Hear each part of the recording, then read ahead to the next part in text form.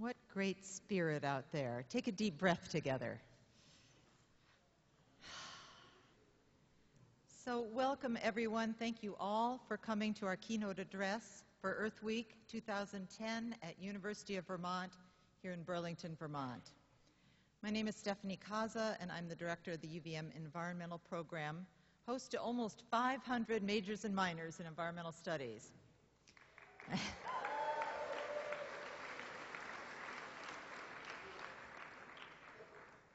Tonight we are celebrating Earth Week in the midst of a stunning early spring with crabapples, forsythia, magnolias, azaleas, and daffodils in bloom on every city block.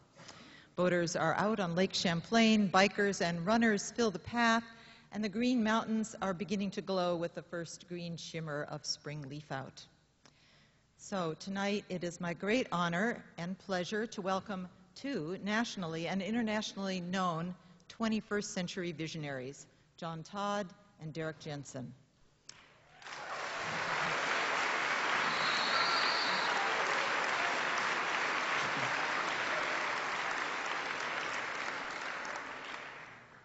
Dr. John Todd is a leading pioneer in the field of ecological design and engineering, the winner of the 2008 Buckminster Fuller Challenge, and the author of From Eco-Cities to Living Machines, Principles of Ecological Design.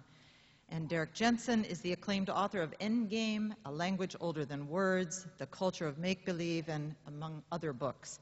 Writer, teacher, activist, and voice of uncompromising dissent, he is well known to environmental audiences around the country and will be heading from here to Oberlin College tomorrow night. We'll hear more about each of these guests from their introducers in just a moment. So it is our good fortune to be able to hear from these two impassioned and committed environmentalists this week in celebration of the 40th anniversary of Earth Day. Events like this take tremendous planning and coordination, so I would just like to begin by thanking our lead sponsor, the UVM Environmental Program, and all the co-sponsors, UVM Garden Club, Students for Peace and Global Justice, VSTEP, the Vermont Student Environmental Program, and UVM Student Life. We're also grateful to UVM Conference and Event Services for technical hosting and setup here in Ira Allen, and to the media recording the event, Free Vermont Radio, Channel 17, CCTV, Vermont Commons. And also a fabulous network of student volunteers have handled everything from publicity to security to book selling. Coordinated, I would especially like to highlight by the lead organizers, Keith Brunner and Debbie Krug.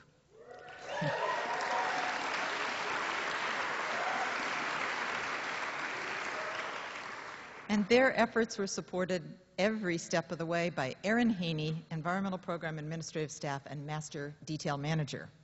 So please join me sharing our appreciation for all who have contributed to making this event a success.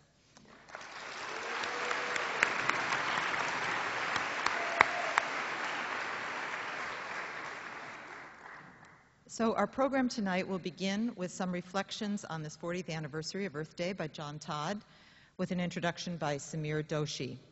Then Keith Brunner will introduce our keynote speaker, and we'll then hear from Derrick Jensen. If there's time, we'll host a short question and answer session. We'll see how long the talk goes. We're expecting about an hour, but you know, there's a lot of energy here, so let's see what happens. Last but not least, please turn off your cell phones for the evening.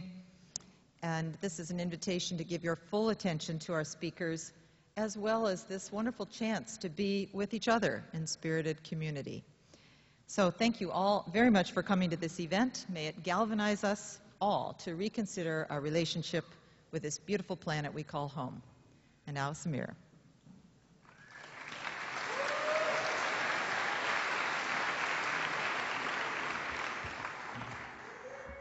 Thank you very much, Stephanie. Wow, this is a real treat to see this place full. It is my honor and true pleasure to introduce Dr. John Todd. Along with his wife, Nancy Jack Todd, John has crafted a legacy for over 4 decades that's influenced most aspects of the environmental movement, both directly and indirectly. The two of them founded the New Alchemy Institute, in the 70s, Ocean Arcs International in the 80s, and also pioneered several exciting technologies for really allowing us to understand how we can live better in our community, in our place. There's also several awards, the EPA Environmental Merit Award. Stephanie listed a couple of others, and another couple dozen or so you can add to the list. The aspect that I find most endearing and inspiring from both Nancy and John is not only their commitment to their craft and work, but the fact that they enjoy life more than any other two people that I really know. It's fantastic to see. Please join me in welcoming John Todd.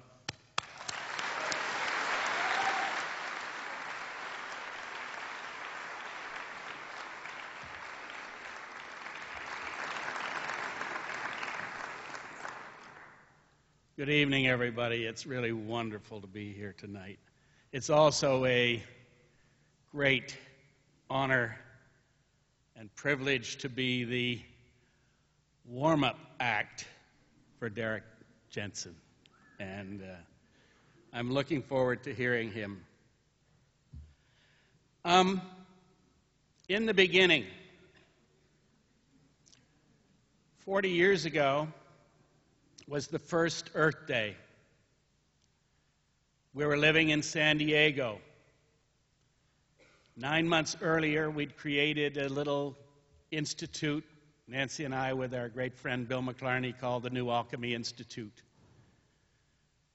with the audacious motto to restore the lands, protect the seas, and inform the Earth's stewards.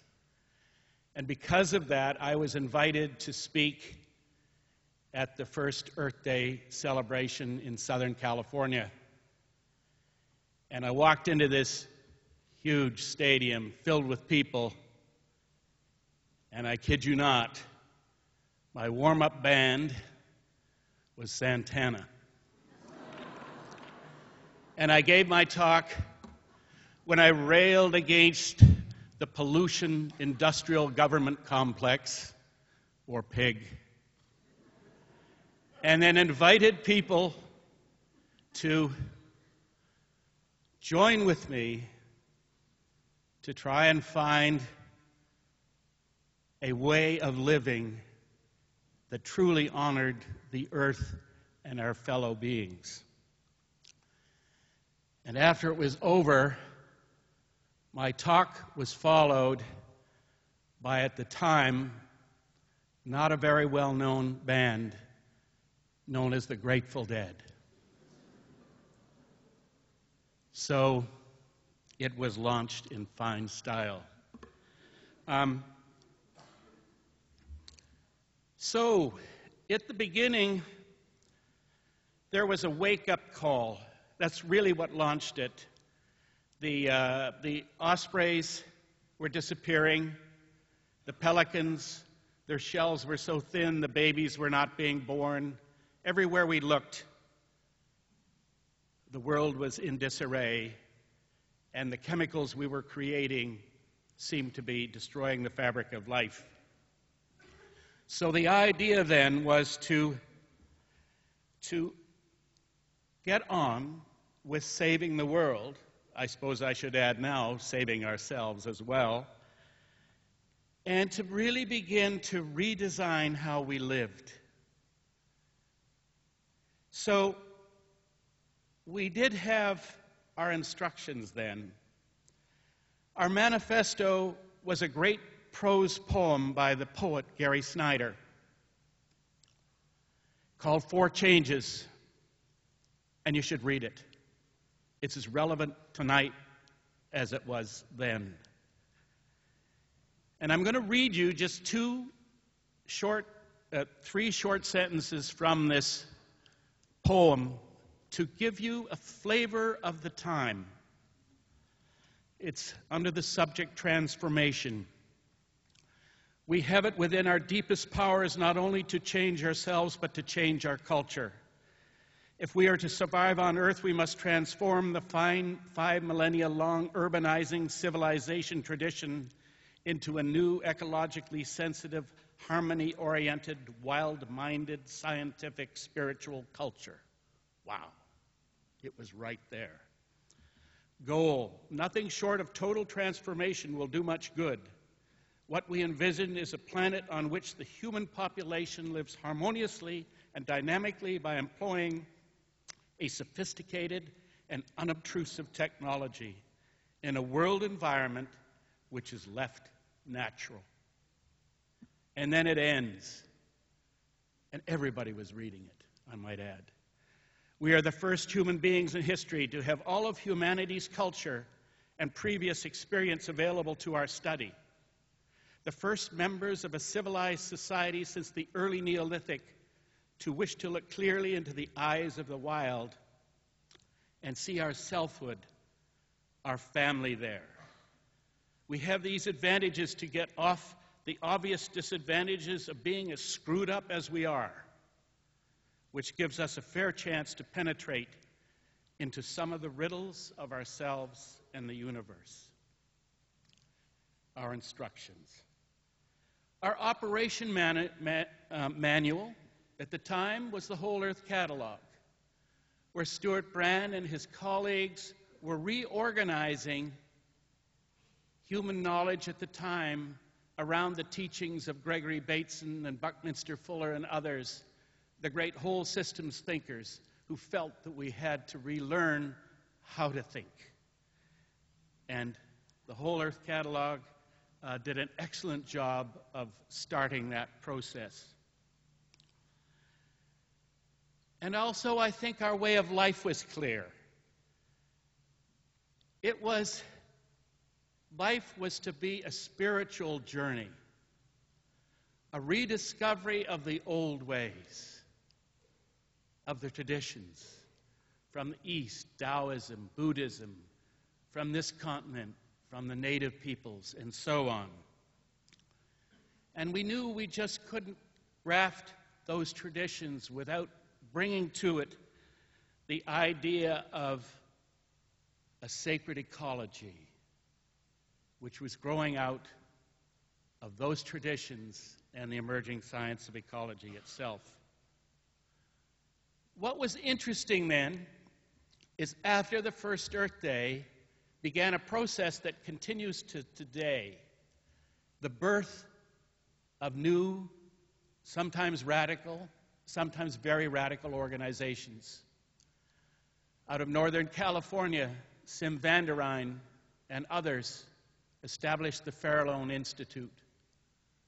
We established the New Alchemy Institute and then moved it to Cape Cod in Massachusetts in 1970. Further in the Rockies, Amory and Hunter Lovins created the Rocky Mountain Institute. And down in Arkansas, Wes and Dana Jackson created the Land Institute to search for a perennial agriculture. Down in Fox, Arkansas, David Orr and his brother Will created the Meadow Creek Project to do the same thing.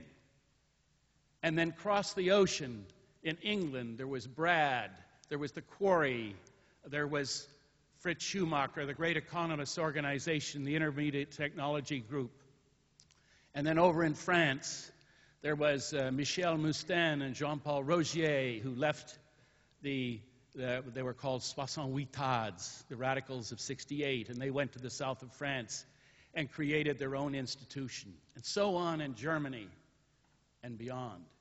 And all of those groups began to communicate with each other through kind of tribal gatherings and through getting international agencies to pay us to meet in places like Paris.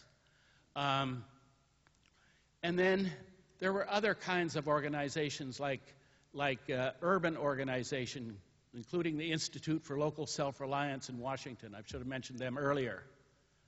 And then the cultural historian William Irwin Thompson creates the Lindisfarne Association, and so on. It became very quickly a global movement. And since that time, that process is accelerating. Every one of those original organizations started spinning off new organizations. And so it's really grown exponentially. Little NGOs active all over the world, doing really important, interesting things. Really quite a story. And the threads have been kept intact. More recently, here in Vermont, the organization 350.org, both local and global at the same time, setting a precedence for staring straight into the eye of the urgency of climate change. And other organizations are growing here in this town and everywhere, almost on a daily basis.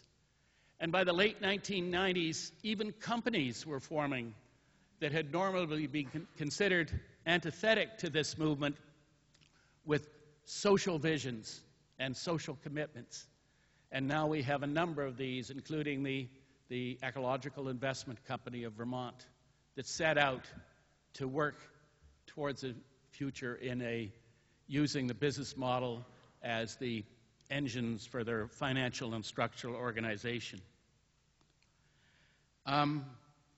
So over the past decades, what's gone wrong?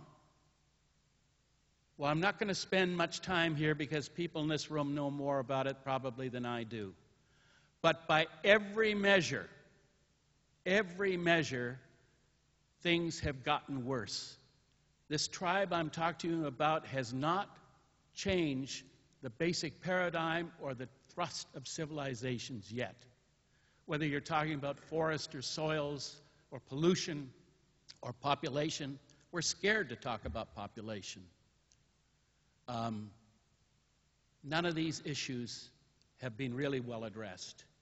And so we find ourselves here in 2010 facing a world even more vulnerable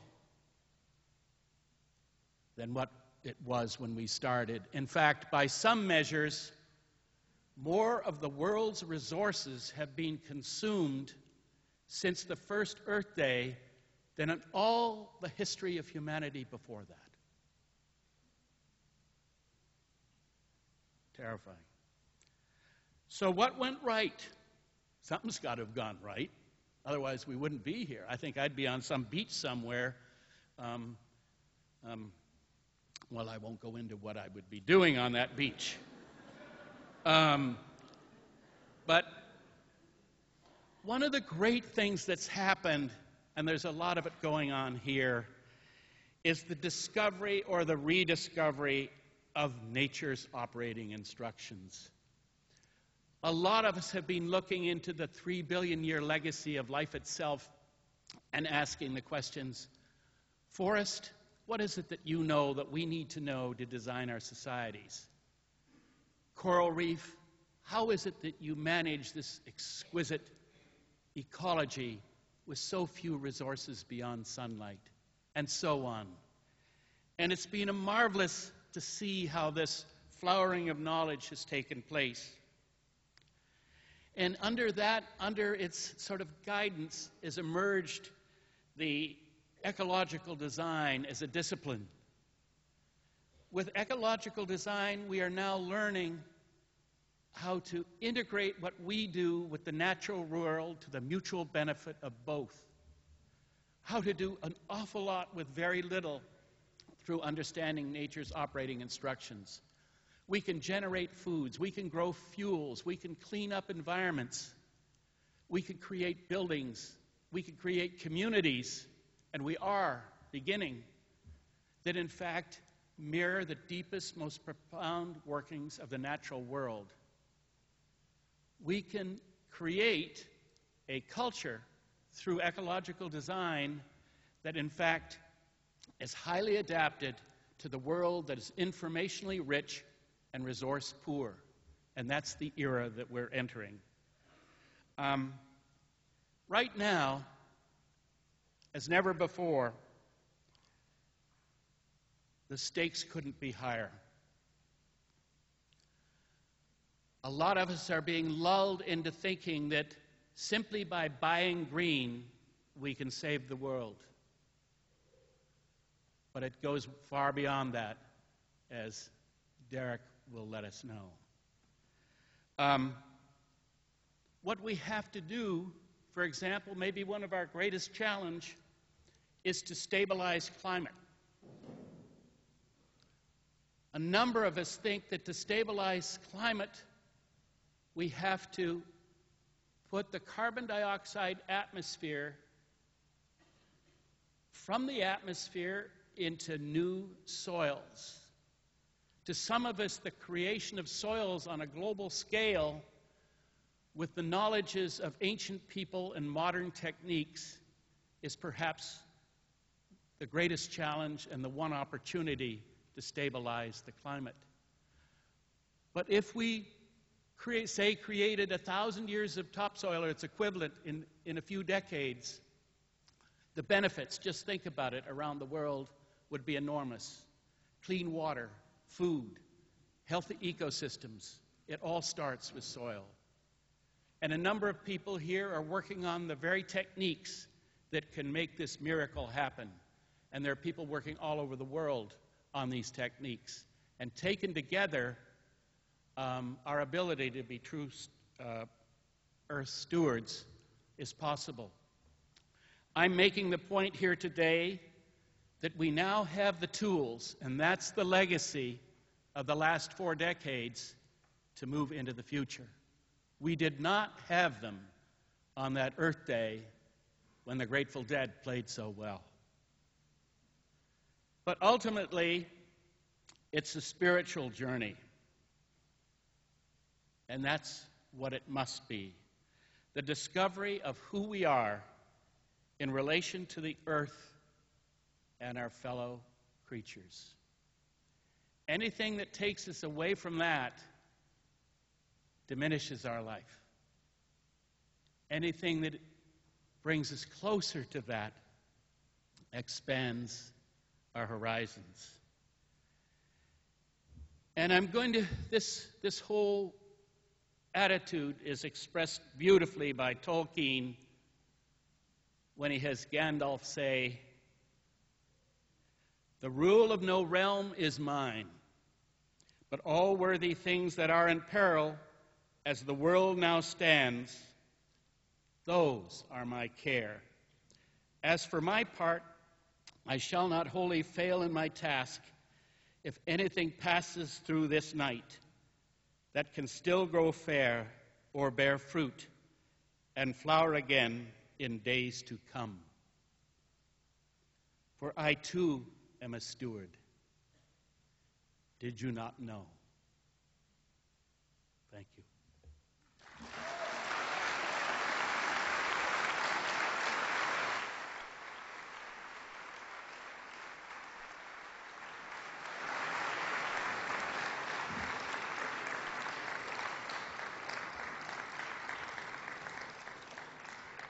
Thank you so much, John, and for all the work that you have done over the years. We're so lucky tonight to get to have him as a member of our community speaking to us. Now, Keith will introduce Derrick Jensen, our featured speaker of the evening.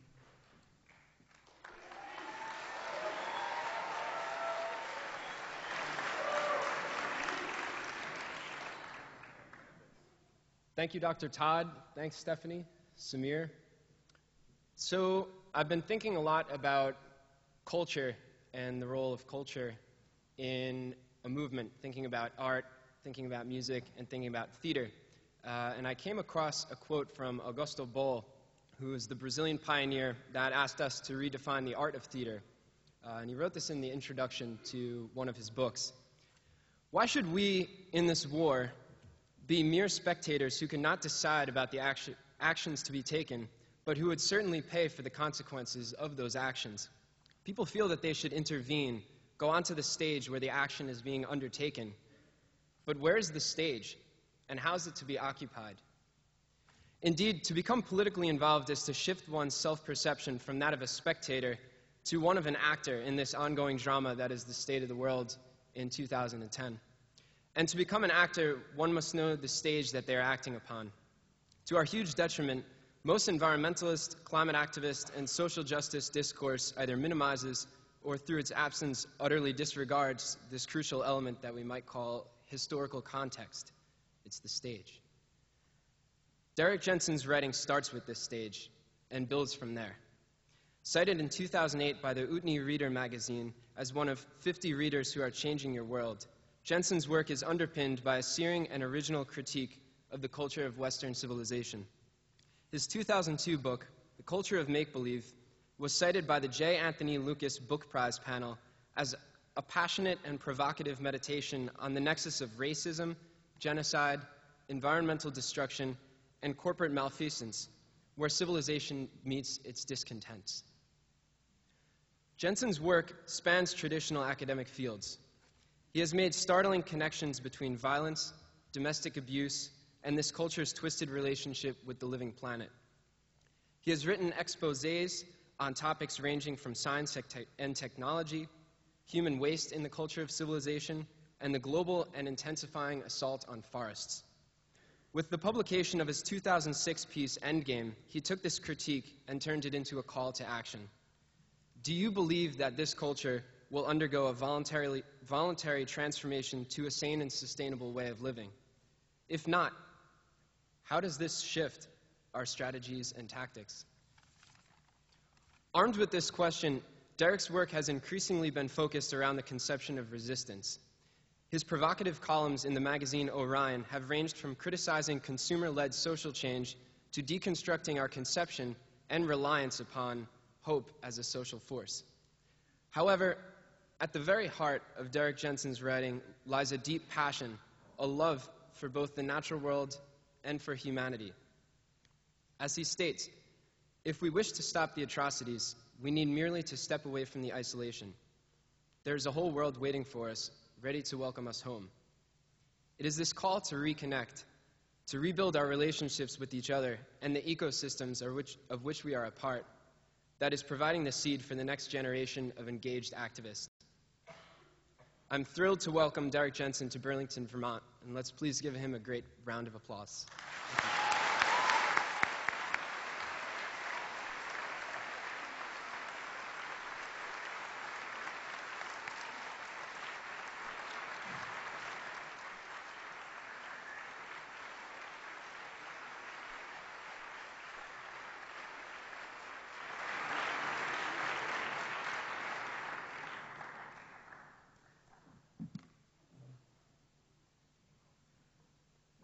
Well, thank you. Can you hear me in the back? Okay, great. Thank you so much. Where'd you go? For that wonderful introduction. I think that might be like the best introduction ever.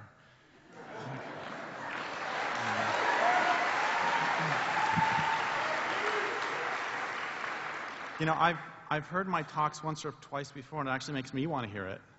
God, that sounds really interesting. So I would like to thank all of you for showing up. It makes me really happy that you're here, and also it makes very clear what an extraordinary job of marketing, as she put it, that Debbie and Keith and Aaron and Carla have done.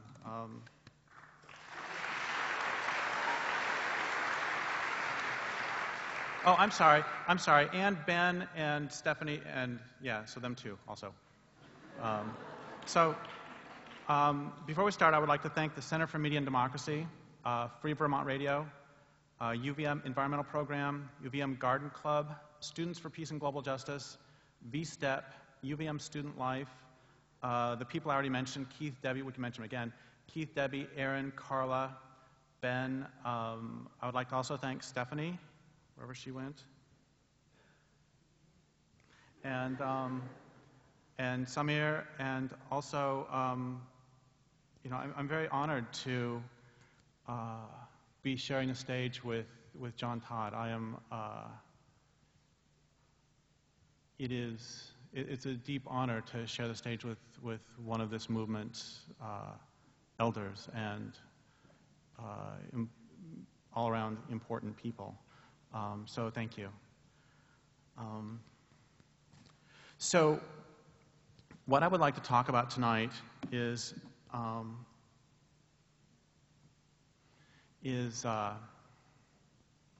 I would like to talk about my book Endgame. I've been doing this talk for a while, and I keep wanting to talk about some other things, but I think that the material in it is important enough that we need to keep really covering it. It's like I just finished writing a book about 3 weeks ago that's about our relationship to dreams and to muses, and I would love to talk about that, but at the same time, 120 species went extinct today, and 120 species are going to go extinct tomorrow and the day after. And I don't think there's anything more important to talk about than sort of the foundations of this culture's destructiveness. And where I would like to start this talk, actually, is by opening my water without spilling it all over my pants.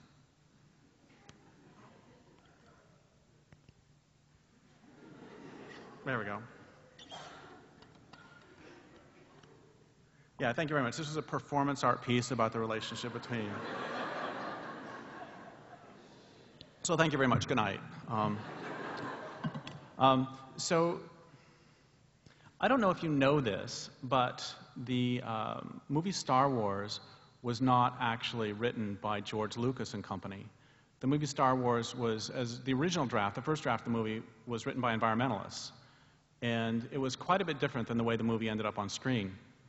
And is there anybody in here who does not know the plot of Star Wars? 1, 2, 3, 4, 5. It's always the same. There's always like 1 or 2 people going.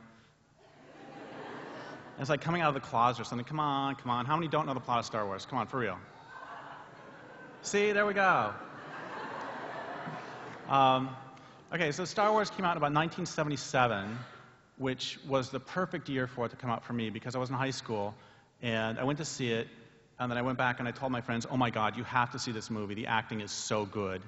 And then my friends all went to see it too. We weren't those nerds who went to see it 1,000 times or anything. For one thing, we weren't nerds. And for another thing, we were all way too busy playing Dungeons and Dragons.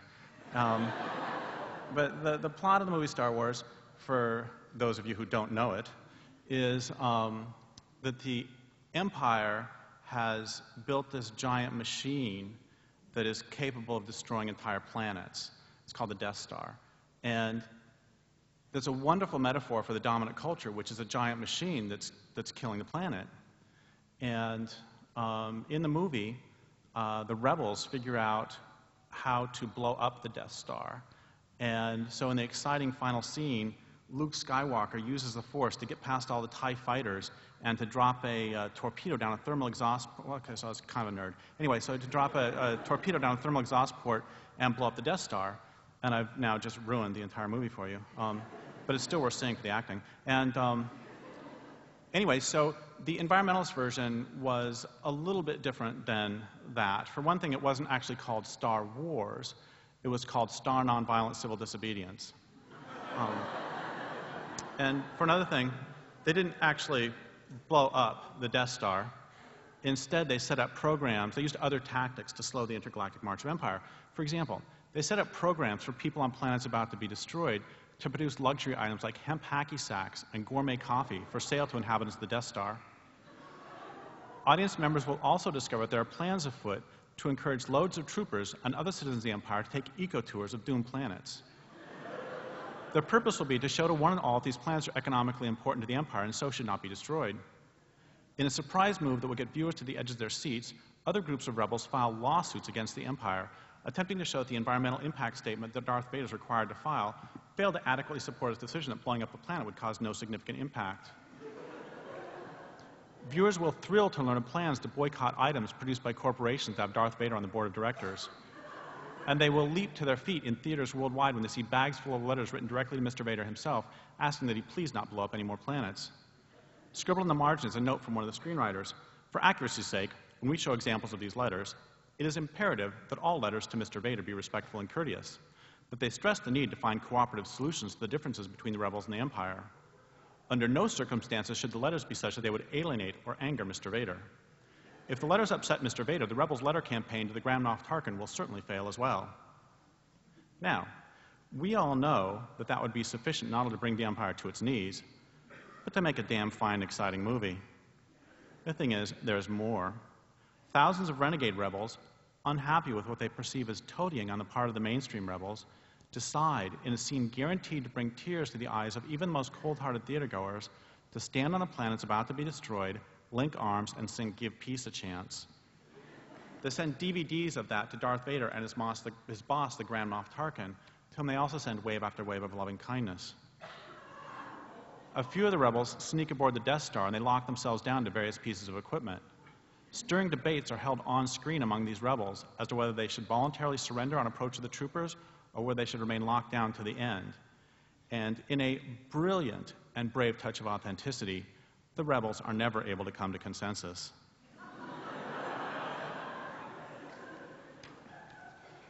Once inside the Death Star, there's a splinter group that breaks off from those about to lock themselves down. And they rush down a bunch of hallways, and they avoid all the troopers, and they burn a couple transporters, and they use chemicals to etch Galaxy Liberation Front on the walls of the Death Star. And then there's another group that breaks off from them, and they go down all these other hallways, and they make it all the way. They get past all the troopers, make it all the way to Darth Vader's secret headquarters. And he's there all by himself. And they sneak up behind him, and they hit him with a vegan cream pie. Near the end of the movie, there's a debate that's held among the rebels. And that was actually a problem that I had with the environmentalist screenplay, is that there was a bit too much debate and not quite enough action. I'm just saying. As the Death Star looms directly overhead, a few of the rebels actually advocate picking up weapons to fight back. And those rebels are generally shouted down by the pacifist rebels, who argue that attacking those who run the Death Star is just another example of the Empire's harmful philosophy coming in by the back door. They state that the rebels who want to fight back are simply being co-opted by the need to control things. If we want to change Darth Vader, they say, we must first become that change ourselves. To change Darth Vader's heart, we must first change our own. We must above all else have compassion for Darth Vader and remember that he too was once a child. One writer put in the margins, "Excellent, that will be sure to moisten the cheeks of sensitive people everywhere." He didn't mention whether or not these tears would be a frustration. So finally, Leia, Luke, Han, Chewbacca, and a couple of robots show up, and they tell the others they found a way to blow up the whole Death Star. And everybody's just horrified. Oh my God, you can't do that. So in the exciting final scene of the environmentalist version, there's a scuffle breaks out between Leia, Luke, Han, and Chewbacca on one side and the pacifists on the other. And the pacifists chase those four from the room and then from the film, which is not a big deal because they were minor characters anyway. So then what happens is the Death Star looms closer and closer, and audience members chew their fingernails as they wait to see whether the letters and petitions and lawsuits work their magic. And then viewers see the lasers inside the Death Star warm up to blow up the planet, and they glow this hellish red, and then you see the planet, you see the Death Star, you see the planet, you see the Death Star, you see the planet, and there's a little spark, and that's the environmentalists getting away before the planet gets blown up. And then, planet gets blown up, which is pretty much the end of the movie. And then the final shot of the movie, which reveals what a complete triumph this was for the rebels, is a still showing an article on the lower left of page 43 of the New Empire Times that devotes a full 3 sentences to the destruction of the planet. So it's like, yes, we got some press.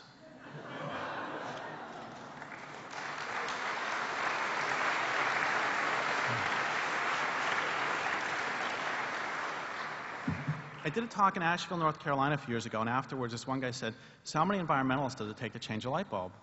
I said, "I don't know, I'll bite. How many? Come on." And he said, "It's not a riddle. I was actually asking you that question." I was like, that's not how this is supposed to work. And then I went back to my hotel, and I was really obsessing about that question, which says more about my social life than I wanted to. And finally an answer came to me as how many environmentalists does it take to change a light bulb? And the answer is 10. 1 to write the light bulb a letter requesting that it change, 4 to circulate online petitions, 1 to file a lawsuit demanding that it change, 1 to send the light bulb loving kindness, knowing that's the only way real change occurs, 1 to accept the light bulb precisely the way it is, clear in the knowledge that to not accept another is to do great harm to oneself, 1 to write a book about how and why the light bulb needs to change, and finally 1 to smash the fucking light bulb because we all know it's never going to change.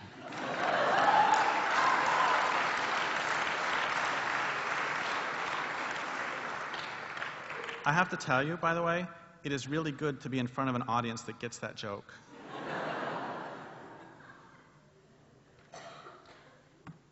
So as a long-time grassroots environmental activist, and as a creature living in the thrashing endgame of civilization, I am intimately acquainted with the landscape of loss, and have grown accustomed to carrying the daily weight of despair. I've walked clear cuts that wrap around mountains and drop into valleys and climb ridges to fragment watershed after watershed. And I've sat silent near empty streams that 2 generations ago were lashed into whiteness by uncountable salmon coming home to spawn and die. A few years ago, I began to feel pretty apocalyptic, but I hesitated to use that word, in part because of those cartoons I've seen of crazy penitents carrying the end is near signs, and in part because of the power of the word itself, apocalypse. I didn't want to use it lightly. And then a friend and fellow activist said to me, "So Derrick, what's it going to take for you to finally use that word? Will it take the death of runs of salmon so large that you could hear them for miles before you see them, so large that people were afraid to put their boats in the water for fear they would capsize, so large?" I just read the other day that even in the 1930s, there was one run of salmon in Alaska that covered the river so you couldn't see the bottom, and they went out into the ocean. It was 12 miles wide, and it lasted 28 days. And I don't know if you know this, but when the Europeans first arrived here, do you know what one of the major impediments to shipping was? Whales. There were so many whales that it was an impediment to shipping. And the fish were so thick in the ocean that it would actually slow down ships. And maybe it'll take the death of flocks of passenger pigeons so large they darkened the sky for days at a time, flying 60 miles an hour and sounding like rolling thunder. Maybe it'll take the death of flocks of Eskimo curlews so large that you could close your eyes and shoot a gun, and 15 or 16 of them would fall to the ground, and they were so fat that they would explode when they hit the ground. Maybe it'll take the turning of the sea off San Diego into a dead zone. Maybe it'll take global warming. Maybe it'll take the hole in the ozone. Maybe it'll take the worldwide amphibian death. Maybe it'll take dioxin in every mother's breast milk. Do you know why there are no penguins in the Northern Hemisphere? There were. They were called great auks, and there were so many of them that on one island, a French explorer said that you could load every ship in France and it wouldn't make a dent. Well, they did, and it did, and the last one was killed in the 19th century. So my friend said, "So Derrick, give me a threshold, a specific point at which you finally use that word apocalypse." A question that a lot of environmentalists ask ourselves is, why do we so often lose? And I think one of the reasons that we so often lose is because I think a lot of us aren't really sure as to what we want. What do you want? Do you want smaller clear cuts, kinder clear cuts, gentler clear cuts? You want to get rid of the designated hitter rule? You know, what is it you want? And I'm pretty clear, in fact, I'm very clear on what I want. And what I want is I want to live in a world that has more wild salmon every year than the year before. And I want to live in a world that has more migratory songbirds every year than the year before. And I want to live in a world that has less plastic every year than the year before. You know, there's 6 to 10 times as much plastic as there is phytoplankton in a lot of the oceans. And 90% of the large fish in the oceans are gone. And I want to live in a world that has more large fish in the oceans every year. I want to live in a world with less dioxin every year than the year before, in every mother's breast milk. I want to live in a world that's not getting burned alive. And I'll do whatever it takes to get there. So the first question is, what do we want? Another reason I think that a lot of environmentalists lose, or that we lose so often, has to do with, there's a really great book called The Nazi Doctors by Robert J. Lifton. And in this book, he asks, how is it that men who had taken, people, that there were men, who had taken the Hippocratic Oath could go and work in Nazi death camps? And of course, there were people like Mengele, who was just, horrible and sadistic. But what he found is that many of the people who worked as doctors in the Nazi death camps, many of them actually cared very deeply for the health of the inmates. And they would do whatever they could to help the inmates. If they were in pain, they would give them an aspirin to lick, or they would hide them from the selection officers who were going to kill them, or they would put them to bed for a day or two, or they would give them a scrap of potato.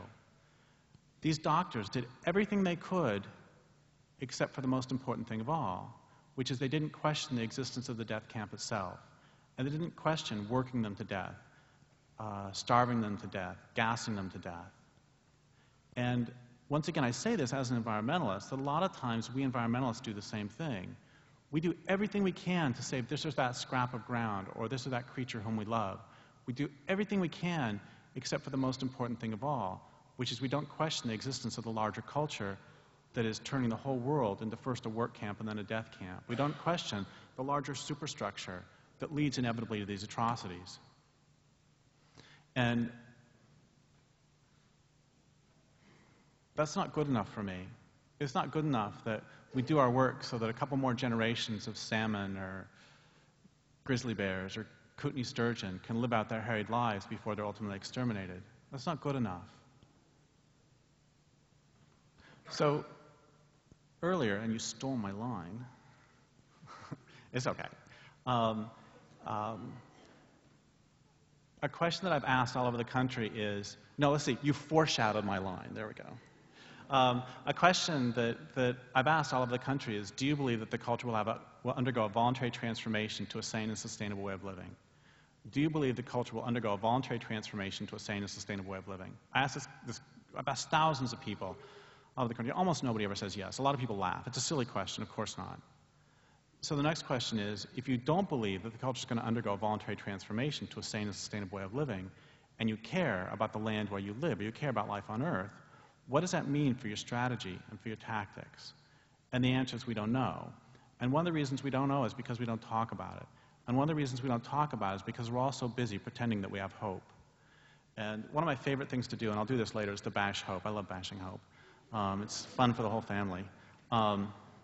So what I want to do for the rest of the talk is I want to go through some of the premises of Endgame, and I want to talk about them explicitly. And the reason I want to go through these premises explicitly is because the first rule of propaganda is if you can slide your premises by people, you've got them. I don't want to do that. And a really great example of this is that Hitler was able to say, so what are we going to do about the Jewish problem? It's like, gosh, Adolf, good question. What are we going to do about the Jewish problem? Well, what he did is he slid by you the idea that there's a Jewish problem that you've got to do something about. It was said of Hitler that from insane premise to monstrous conclusion, Hitler was coldly, icily logical.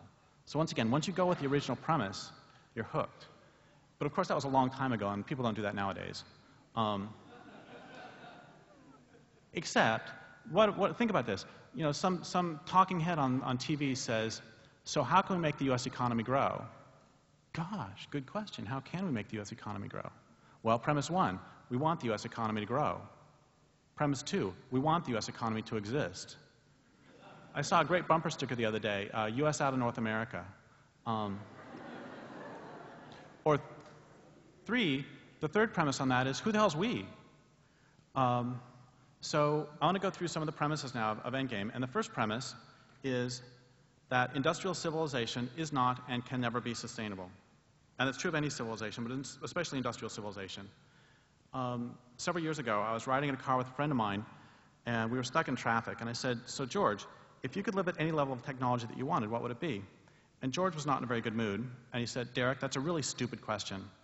We can fantasize whatever we want, but the truth is there's only one level of technology that's sustainable, and that's the Stone Age. And we'll be living there again someday, and the only question really is what's left of the world when we get there.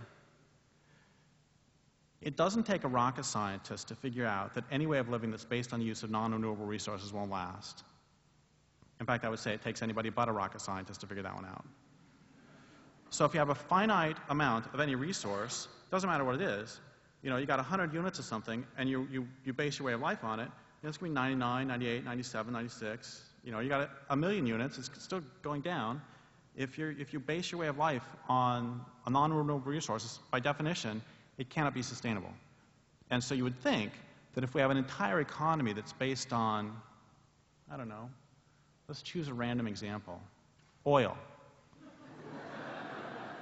You would ask yourself what you're going to do when the oil runs out. Because, you know, it's a question you might ask. But I'm going to take it a step further. I'm going to say that any way of life that's based on the hyper-exploitation of renewable resources won't last. By which I mean, if every year there are fewer salmon returned than the year before, eventually there's not going to be any left. And anybody except for the head of the National Marine Fisheries Services can understand that. If every year there are fewer passenger pigeons returned than the year before, eventually there'll be none. If every year there are fewer, you know, whatever it is. I know this goes against everything we've been taught. You know, we've been taught that evolution is based on competition, it's based on survival of the fittest, or like that motherfucker Richard Dawkins says, not that I hate him or anything, you know, that it's based on absolute selfishness. And, you know, it's basically based on the capitalist model, is what these people are saying. And to show how stupid our discourse is, I can disprove that in one sentence, if you give me a couple semicolons. And that is, those creatures who've survived in the long run have survived in the long run, semicolon.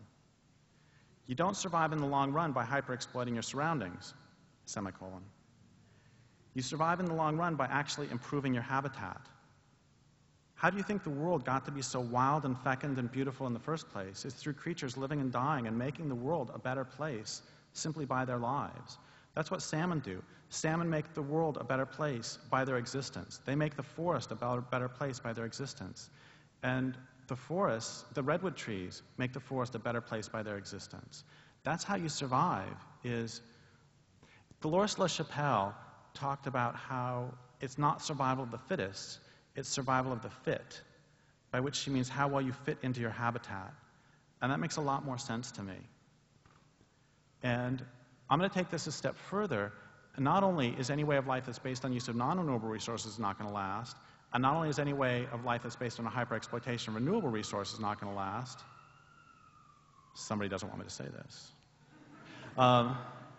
But I would say that any way of life that's based on the use of resources won't last. And the reason I say that is because resources don't actually exist. And what I mean by that is that salmon don't consider themselves a fisheries resource, and trees don't consider themselves a timber resource. They're just fish, and they're just trees. And this is really important because how you perceive the world affects how you behave in the world. And so many indigenous people have said to me that the fundamental difference between Western and indigenous ways of being is that indigenous people generally have not perceived the world as consisting of resources to be exploited, but rather other beings to enter into relationship with. And there's a great line by a Canadian lumberman, "When I look at trees, I see dollar bills." And if when you look at trees, you see dollar bills, you're going to treat them one way. And if when you look at trees, you see trees, you're going to treat them another way.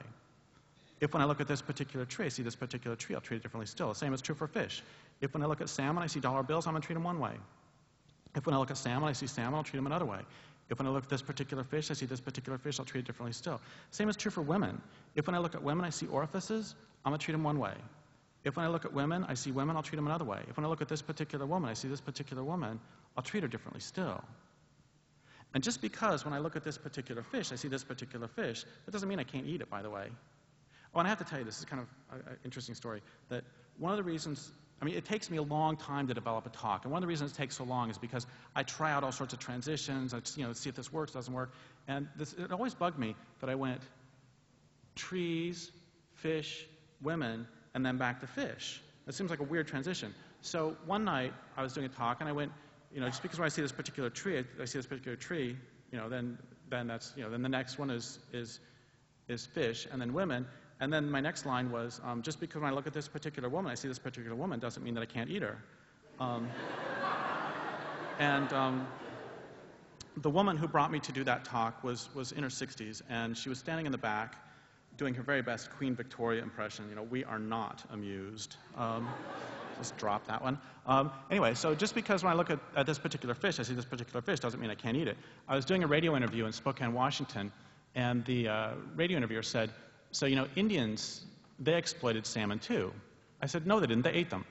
And he said, "What's the difference?" I said, "Well, they gave them respect for the spirit in exchange for the flesh." I knew that the answer was kind of bullshit, but I'm a male, and so I'm required by law to answer every question that's asked of me. And so that afternoon, I went out and I sat next to this tree that I had a long relationship with, and I asked the tree, what is the fundamental predator-prey relationship? And the tree gave me the answer right away, which is if you consume the flesh of another, you take responsibility for the continuation of the other's community. If you consume the flesh of another, you take responsibility for the continuation of the other's community. I don't really mean this in terms of stewardship, which is still more sort of hierarchical, but instead responsibility comes from a root meaning from a root respondere, which means to give and return. And everybody knows this. The mergansers know if they eat all the newts in the pond, there's not going to be any newts left, and they won't survive in the long run. Everybody knows this, but we forget. And so, it's really crucial. The part about taking responsibility for the continuation of this community. This one guy one time said to me, "So Derrick, because you use toilet paper, you are just as culpable for deforestation as the CEO of Weyerhaeuser." And sometimes I can be extraordinarily eloquent, and I was extremely eloquent at that moment. I said, "No."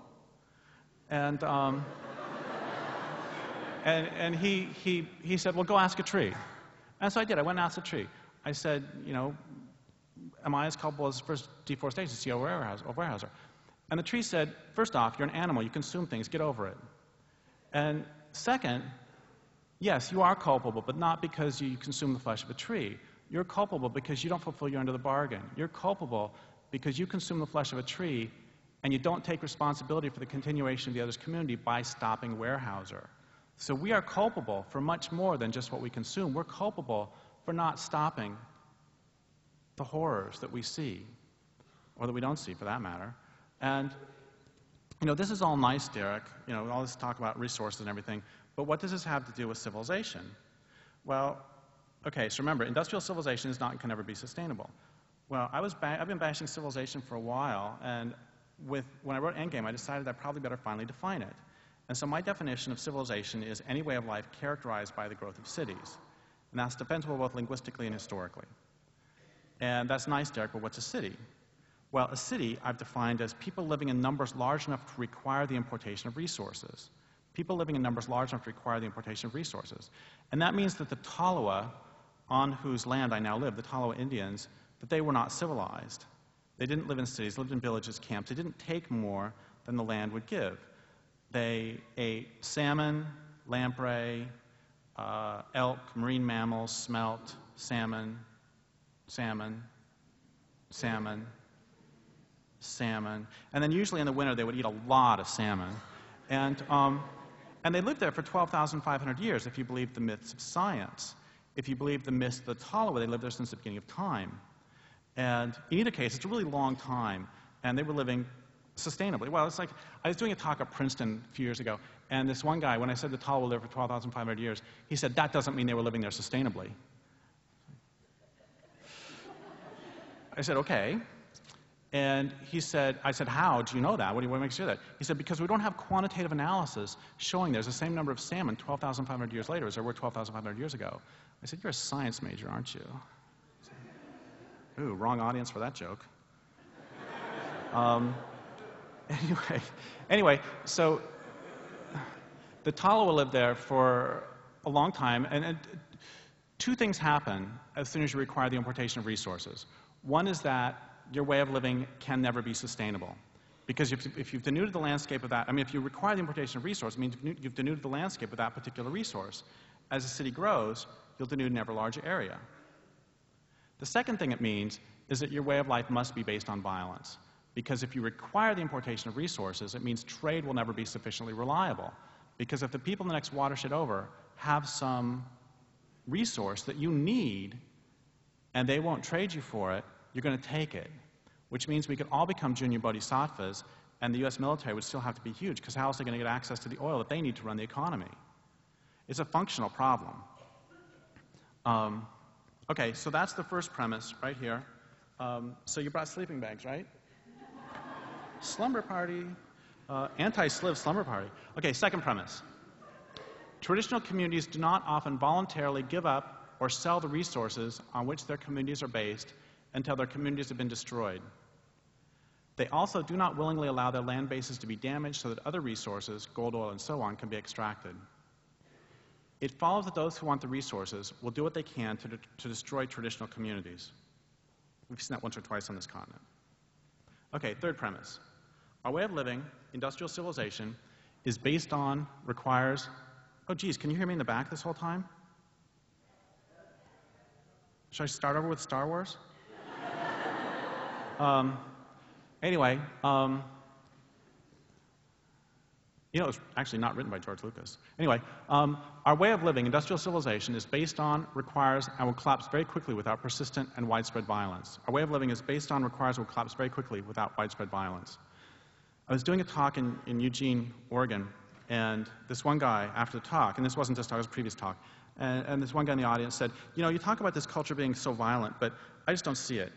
I don't allow violence in my life. I'm so nonviolent that I'm not even nonviolent. I'm non-V. And I don't allow it in my life. Nobody gets to say that word around me. It doesn't happen anywhere. And, okay, first off, it's significant that a guy said this because the gold standard study for the rates at which women in this culture are raped is that 25% of the women in this culture are raped in their lifetime, and that 19% fend off rape attempts. And the women I know say that those figures are actually quite low, and they're actually much higher. And so it's much easier for a guy to say, gosh, I don't see any violence, than it is for a woman. And second, I said to the guy, so where's your shirt made? And he looked, and his shirt's made in Bangladesh. I said, okay, do we even need to talk about sort of the inherent violence of sweatshops and capitalism? And he said, well, no, I guess not. I said, okay, I got another question for you, which is, So I'm just wondering, do you pay rent? And he said, yeah. I said, why? He said, because I don't own? I said, no, no, no, what would happen if you didn't pay rent? He said, well, if I didn't pay rent, then I guess the sheriff would come and evict me. I said, I don't know what that means. What would happen? He said, well, the sheriff would come to my house. I said, stop right there. So the sheriff comes to your house. It's dinner time. So you invite him on and you say, hey, come on in. I'm just making some dinner, so come on into my home. So the sheriff comes in, you eat dinner with him, and then afterwards you say to him, you know, your company's been kind of pleasant, but not all that pleasant, so I would like for you to leave my home now. What would happen? He says, well, he'd pull out his gun and he'd say, you didn't pay your rent, so I'm here to kick you out of your home. I said, so what you're saying is the reason you pay rent is because if you don't, some guy with a gun's going to come and kick you out of your home. He said, I don't get it. I said, let's try this again. So you go to a grocery store, and you're really hungry. So you just start eating. There's a lot of food there, you know? What's going to happen? He said, well, they're going to call the sheriff, and he's going to pull out his gun and take me away. It's probably the same guy. He's a real asshole, isn't he?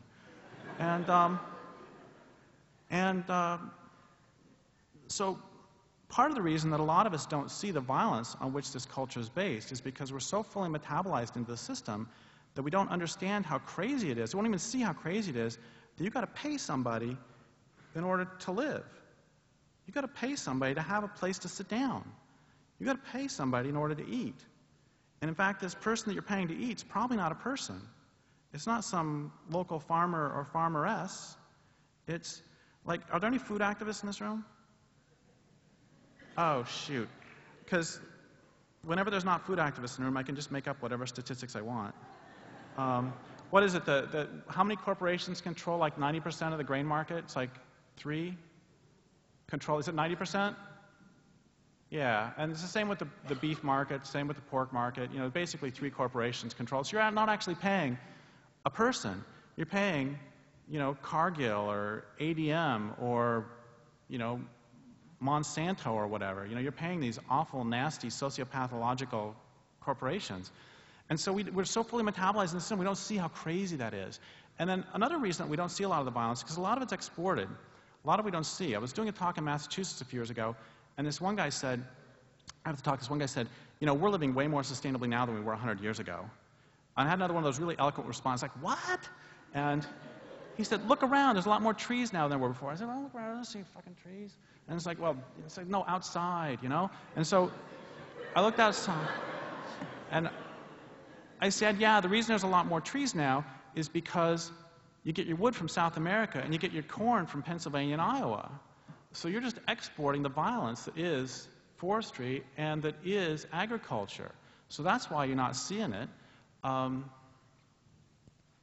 let's go to the 4th premise. Oh, this is my favorite one. This culture is based on a clearly defined and widely accepted, yet often unarticulated hierarchy. Violence done by those higher on the hierarchy to those lower is nearly always invisible. And when it is noticed, it's fully rationalized. Violence done by those lower on the hierarchy to those higher is unthinkable.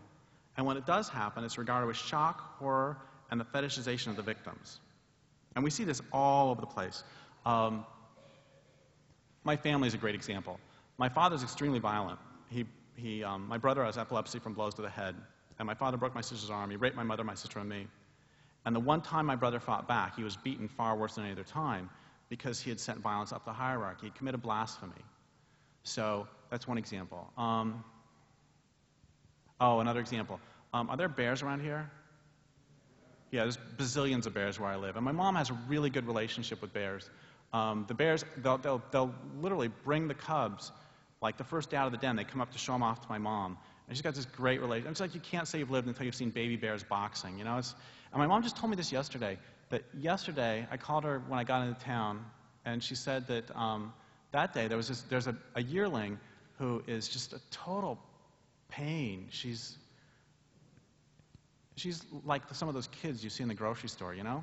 And you know which ones. And anyway, so her mother left the baby there and called her, and the baby wouldn't come. So then the mother came back and then called the baby, and the baby didn't come. The baby's just hanging out. And then so the mother came up and grabbed the baby by the scruff of the neck and started dragging the baby away. or the yearling, and the yearling got away, and the mother grabbed her by the paw and started dragging her, and then she got away again, and she was trying to run up a tree, and the mother keeps pushing her out of the tree, and it's like, finally, it's like, okay, Mom, I'll come along. Let's see, what's another bear story? One morning my mom woke up, and there was this huge male bear mooning her through her sliding glass window.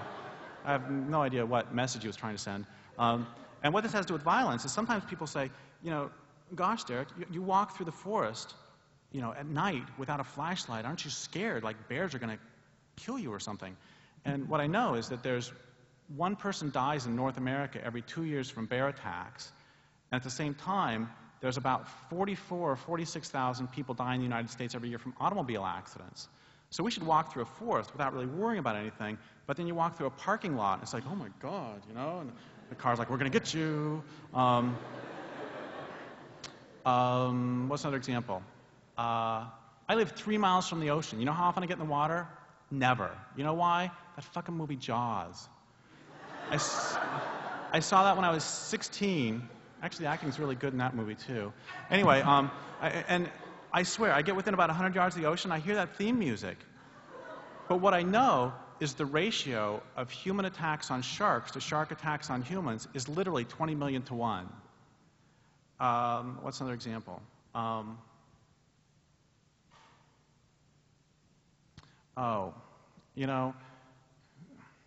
I the only person in this room who's getting kind of tired of 9/11? Okay, so it's like a half dozen is can form a support group. And when was the last time that a politician gave a speech in which they did not mention 9/11? It's 9/10, frankly. And, okay, there were 3,000 people died in those attacks, but they were a great example of violence flowing up the hierarchy. But there are 15,000 Americans die every 2 weeks from preventable cancers. There are 60,000 people in the world die every day from the direct result of pollution, air pollution, soil pollution, and so on. But those don't count. There are 500,000 children die every year as a direct result of so-called debt repayment from non-industrialized nations to industrialized nations. But once again, those don't count. There are 6,000 Americans die every year from unsafe working conditions. No, 60,000. 600,000. 6 million. Every American dies every year from... Anyway, so we're very selective on the violence that we perceive and the violence we don't perceive. And here's one more example. Does anybody mind if I swear? The most amazing word in the English language, I think, is fuck. And I think the reason I think that's so amazing is because it's all of patriarchy condensed to 4 letters. Because it's the conflation of sex and violence, which is really, really, really disturbing. I mean, it's, the same word that means make love to means do great violence to, which is really, really messed up. It's also really confusing, because somebody can say, I'm going to fuck you. I'm like,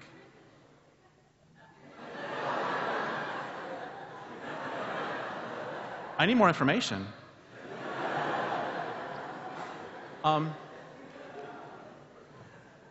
So the understanding, by the way, the understanding that, okay, once again, I think that conflating sex and violence is really bad, and it's, once again, the essence of patriarchy. And that conflation of sex and violence combined with the fact that violence can only flow downward, which means in this culture, sex can only flow downward, finally helped me understand homophobia, which I had never understood before. Because it always seemed clear to me that if you don't like homosexuals, you probably just shouldn't date one. But then I finally understood this when it was back during one of those episodes of Don't Ask, Don't Tell being all in the news, and how you can be in the U.S. military and be gay, but you can't talk about. Oh, I have to say, by the way, for full disclosure, I have to just let everybody know that I actually agree that homosexuals should not be allowed into the U.S. military. I feel very strongly, in fact, that homosexuals should not be allowed in the U.S. military. But then again, I also think that heterosexuals, transsexuals, bisexuals, and asexuals should not be allowed in the U.S. military either.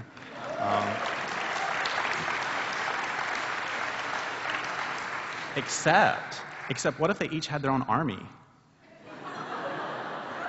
Like the bisexual brigade to the rescue or something. Anyway, so I finally started to understand homophobia when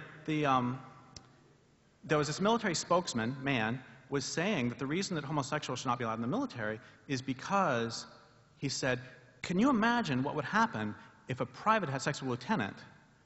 And I was thinking, sure, I can imagine that, but that wasn't his point. He was saying it would destroy chain of command, and not because the lieutenant would fall in love with the private and not be able to order the private to his death, but instead it would destroy chain of command. Notice he said if the private has sex with the lieutenant. He did not say if the lieutenant has sex with the private. See? And this is really important because there's a great line by the great anti-porn activist Catherine McKinnon. It's a great line by her that is, man fucks woman, subject, verb, object. Man fucks woman, subject, verb, object. And the objectification of women in this culture is so deeply embedded or entrenched that even within the context of a loving heterosexual relationship, it's really hard not to objectify the woman. So the man can say to the woman, I would like to be inside of you. She's the object of the sentence grammatically. Okay, so the woman says to the man, I would like for you to be inside me. But she's still the object of the sentence grammatically. Okay, so the man's going to be all like groovy and feminist, and so he says, I would like for you to be around me. And she's like, you know, the body is willing and the mind has no idea what you're talking about.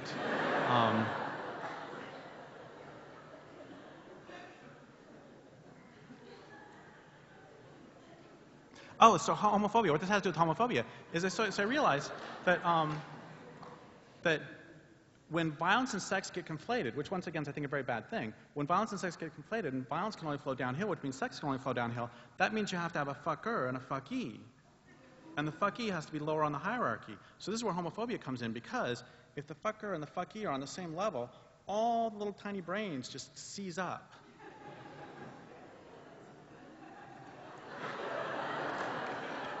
I think I'm sort of beating that one to death. Okay, so if I'm beating an idea to death, is that honest? Okay. Fifth premise. The property of those higher in the hierarchy is more valuable than the lives of those below.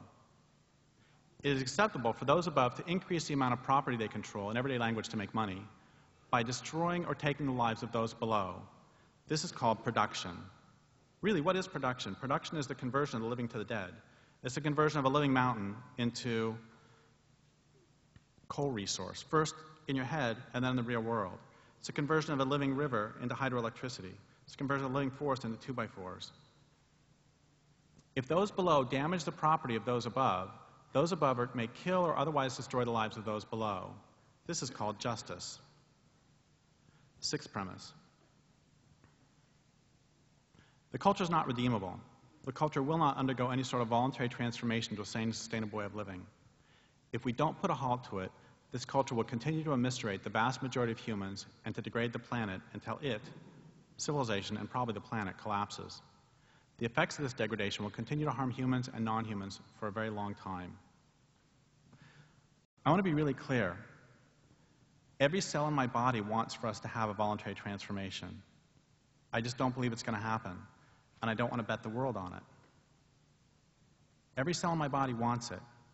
And I also want to be really clear. When I talk about fighting back, what do I mean? That doesn't have to mean picking up a weapon. It can mean it. Only 2% of the IRA ever picked up weapons. Only 2%. 98% are doing all sorts of other work. I really mean it when I say that we need it all. Fighting back could be picking up, could be filing lawsuits. It could be doing technical work. It could be picking up weapons. It could be anything. And another thing that's really important is that I don't believe in the reform versus revolution dichotomy. And this is part of the reason lately I've been kicked out of the Anarchy Club. And part of the reason I've been kicked out is because I don't believe in the reform versus revolution dichotomy. And one of the reasons I don't believe in it is because if we all wait for the great glorious revolution, there's not going to be anything left anyway. And at the same time, if all we do is reform work, this culture is going to grind away until there's nothing left. So once again, we need it all. And the point for me at which the reform versus revolution dichotomy fell apart is where I used to teach creative writing at Pelican Bay State Prison, which is a super maximum security prison in Northern California. And every day when I walked in, I was fully aware that I was participating in the biggest racist gulag on the planet. And at the same time, a lot of my students were telling me that the only things that were keeping them sane were our classes. So we can all wait for some pure revolution, But what are we going to do in the meantime? And at the same time, once again, if all you do is reform work, it's not good enough. You know, Harriet Tubman did not stop slavery, but she stopped slavery for some of the people who were enslaved. And so once again, we need it all, which doesn't alter the fact that there's not going to be a voluntary transformation, I don't believe.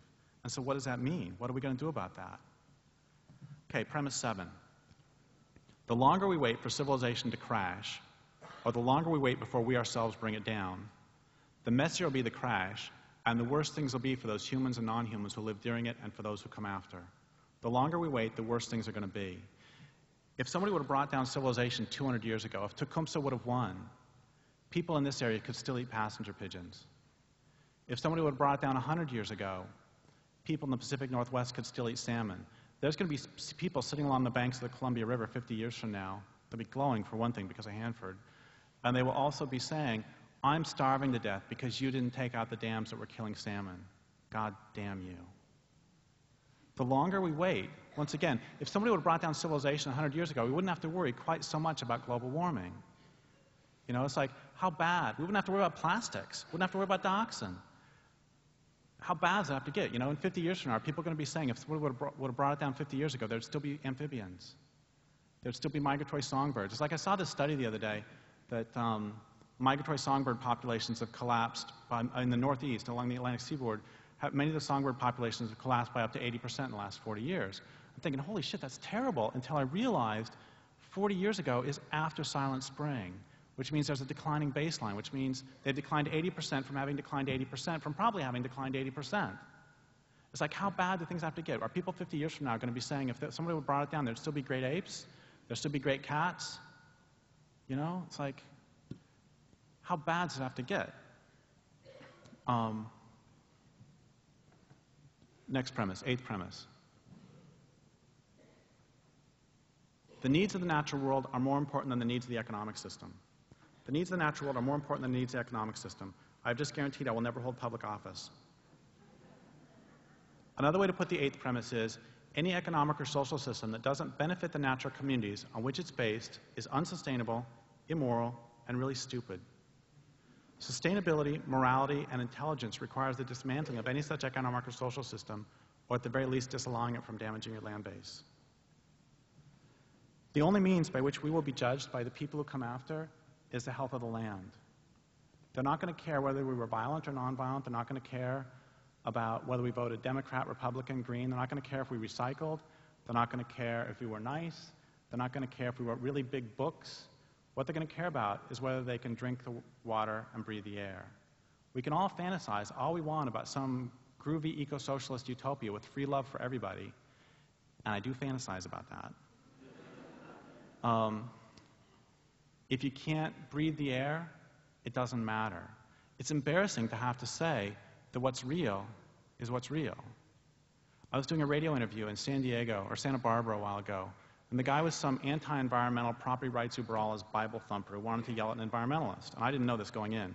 So I was talking about how 90% of the large fish in the oceans are gone, sharks getting hammered, salmon getting hammered, docks and rivers breast milk. And this guy kept saying the same thing, which is, that's all fine, Derrick, but let's get back to the real world. I was like, I thought we were talking about the real world. And finally I realized that for him, the real world is industrial capitalism. And that's how people use it. They say, come on, propose a realistic solution. And what that always means is propose a solution that you can get by the Democrats and Republicans and the corporations that own them. And people, students use that language too. It's like a lot of students will say to each other, what are you going to do when you get out in the real world?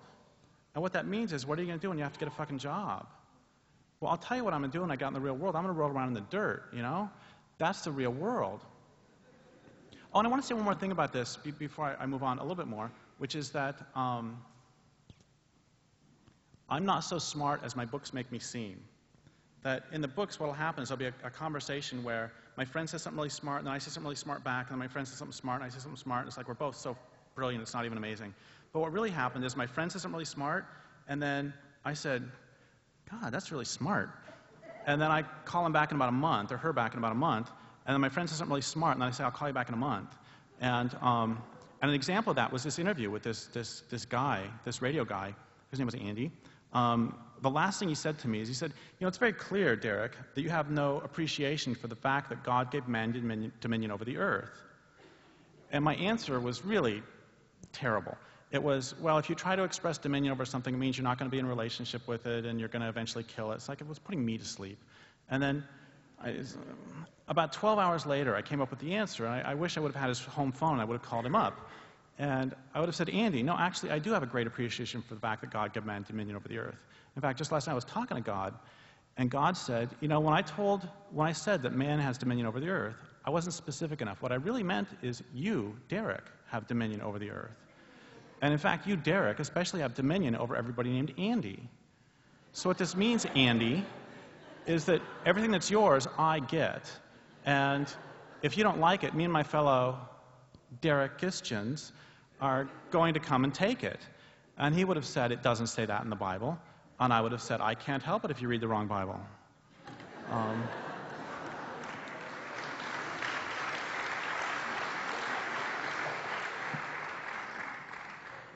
Okay, so before we get to the ninth premise,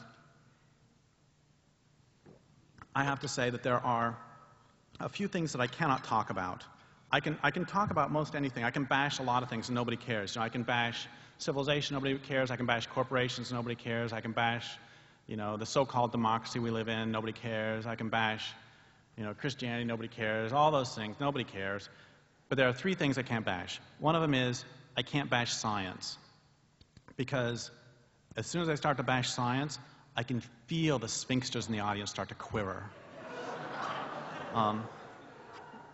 The next thing I can't bash is I can't bash Buddhism. Because you can't say you've lived until you've been chased down the street by a bunch of angry pacifists. And then the next thing I can't bash is I can't talk about the fact that there are more humans on the planet than the planet can support.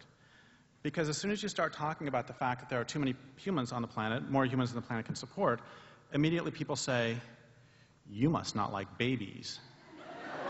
And the truth is, I don't really like babies. Except with this really good barbecue sauce out of Kansas City. Oh, it's a joke. I mean, you know, I gotta tell you, I told that joke in Hamilton, Ontario, and the whole place burst into applause. I said, I don't understand. And this one guy in the audience said, it's a Hamilton thing, man. I said, I don't want to know anything more about this. But anyway, so humans have exceeded carrying capacity. Carrying capacity is the number of any given species who can live in a place forever. You can have an island with a carrying capacity of 1,000 deer, and 1,000 deer could live there forever. And you can temporarily have the deer overshoot carrying capacity. You can have 10,000 deer there for a while, and what they'll do is they'll eat too much and shit too much and scrape away at the land too much, and they'll permanently reduce carrying capacity. And, oh, I gotta tell you, people always say there is no such thing as a stupid question. That is so not true. I get them all the time. And I got one night where I was talking about how humans have exceeded carrying capacity. This guy got so mad, he was sputtering. He said, how dare you say that humans have exceeded their capacity to care? Well, that may be, but that's not really what we're talking about. But thank you for playing. Anyway, so humans have exceeded carrying capacity. Having said that, I want to say that I don't think that population is a primary problem. I think population is a secondary problem. And the reason I think that is because I think consumption is more important than population. And the reason this is important is because when I talk about population, or when I think about population, honestly, the first thing I think about is some small child in Mexico City with a big distended belly from malnutrition. And when I think about overconsumption, the first thing I think about is a fucking Canadian. They consume more resources per capita than people in the United States do. It's their fault. No, the first thing I think about is somebody from the United States or Canada or Europe. And who causes more harm to the planet? Someone from the United States or a subsistence farmer in India with 5 children?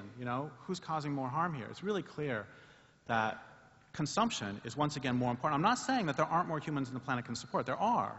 But consumption, I think, is more important than actual population. Because you could have 100 gazillion people. If they didn't eat, shit, or stand anywhere, it wouldn't matter. So once again, the important thing is how much harm you do. And clearly, industrialized people do a lot more harm. But I don't actually think that the population is a secondary problem either. I think the population is a tertiary problem. And the reason I think population is a tertiary problem is, are there any demographers in here? Good. I hate demographers. Just kidding. A little bit. The reason I kind of hate demographers is because sometimes they talk about something called the natural rate of population increase, which is where you have X population, then over time, it goes up exponentially. And that presumes that people breed like rabbits. But I don't think that people breed like rabbits. I don't even think rabbits breed like rabbits. I think that people, including rabbit people, make rational family planning decisions based upon their personal and social circumstances. And for crying out loud, if you have a worm bin and you limit the amount of food that you give to the worms, they limit the number of babies they have. And they don't even have a brain. They do, however, have 3 hearts, which means maybe they have a greater capacity to care. Which is just the crappiest joke in history. Anyway, so the reason this is important is because, let's say you have one culture where all of your mythologies are cyclical, and there's spirals and circles, and in this culture you've been living in place for 12,000 years, and you're planning on living in place for another 12,000 years. And in this culture, you recognize harm to the natural world as harm to the natural world, and you recognize that that is going to harm you and your community. You're going to make one set of family planning decisions in this community. You have another community over here where your mythologies are linear. They're progressive. You have a beginning, middle, end. And you've made a fetish out of growth.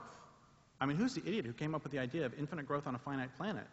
So you have this culture over here where your mythologies are linear, they're progressive.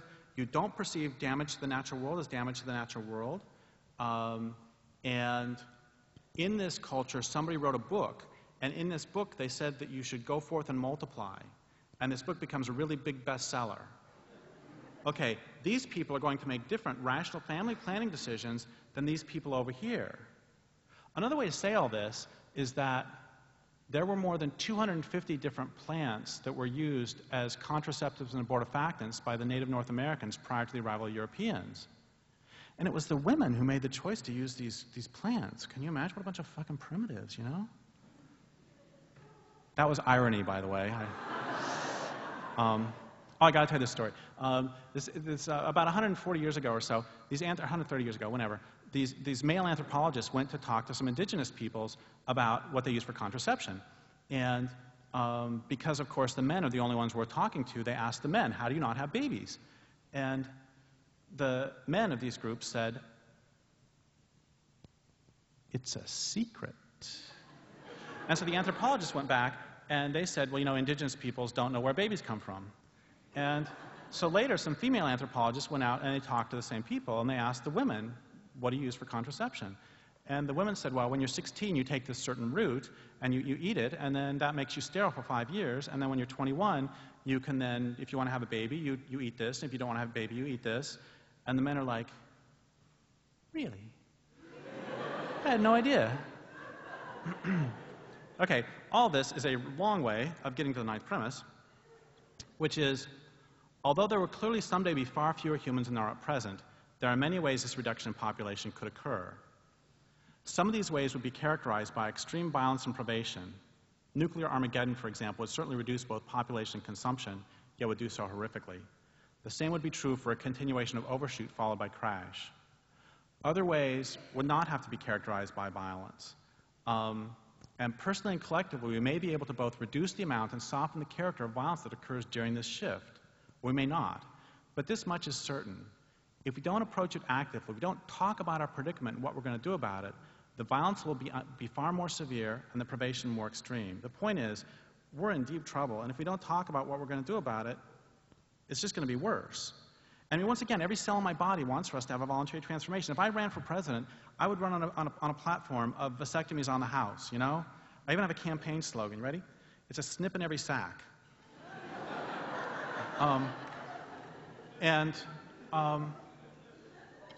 So Okay, but this actually brings up a hugely important question if we're going to talk about bringing down civilization, or talk about it coming down at all, which is, I did 2 talks in one day at this place, and there was this one woman who hated what I had to say so much that she came to both talks. And she accused me of being a combination of Mao, Pol Pot, and Stalin. And I hit the trifecta. And the reason is because I want to deindustrialize, and deindustrialization will kill a lot of people, therefore, and they're all mass murderers, therefore I'm like them.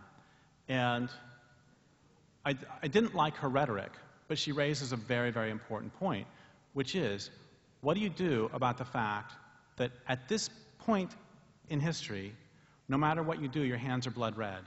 Because if you participate in the global economy, you got blood all over your hands. If you don't participate in the global economy, but you allow it to continue, you got blood all over your hands, because a refusal to decide is still a decision. It's like after the Allies invaded France on D-Day, some of the German generals who'd been plotting against Hitler for years, they recognized that the war was as good as over at this point. And so they asked themselves, should we call off the assassination attempt and call off the coup attempts? Because, you know, it's pretty much just a done deal now. And Henning von Tresckow, who's one of my heroes, he's a member of the Wehrmacht at that time, he said, no, because there are 16,000 people who are being murdered every day by the Nazis. And so we need to bring it down sooner. And it's the same, you know, every day, 120 species are going extinct, every day. And your hands are blood red if you don't stop it. But if you do act, your hands are blood red. And it's humans too. We'll talk about this in a second. So the point is, what do you do with the fact that no matter what you do, your hands are blood red? And I got a bunch of responses to that. My first is that my definition of bringing down civilization is this. I want to deprive the rich of their ability to steal from the poor, and to deprive the powerful of their ability to destroy the planet.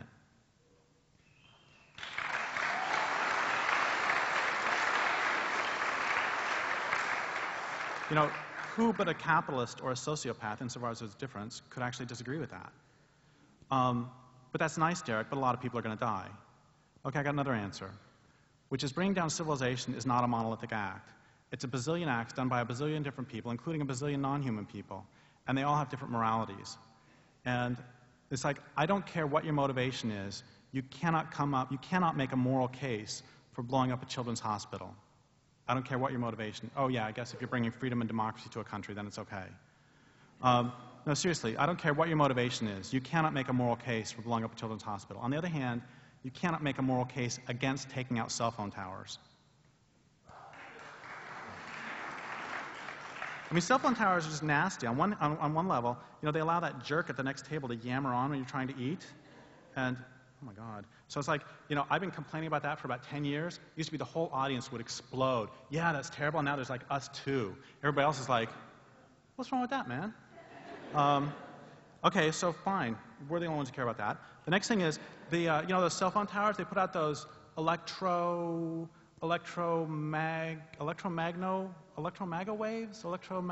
Anyway, they get in your head, and then you have to wear the aluminum beanie, and if you put it on wrong side out, all the thoughts bounce back and forth inside your... Okay, we'll move on. That doesn't happen? Okay. Okay, well, also, cell phone towers kill between 5 and 50 million migratory songbirds every year. They're significant killers of migratory songbirds, and you can't make a moral case against taking them out. That's nice, Derrick, but a lot of people are going to die. Well, I got another answer, which is which people you're talking about. You talking about hammerhead shark people? You talking about coho salmon people? You talking about chimpanzee people? You talking about right whale people? I think if you ask polar bears if we should bring down civilization, they'd say, yeah. If you ask prairie dogs if we should bring down civilization, they would say, yip, yip, yip, yip, yip.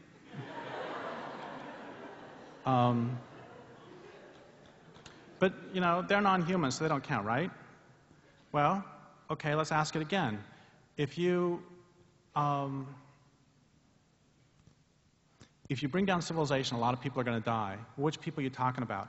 A few years ago, I asked Anuradha Mittal, former director of Food First, if the people of India would be better off if the global economy disappeared tomorrow. And she laughed and said, of course.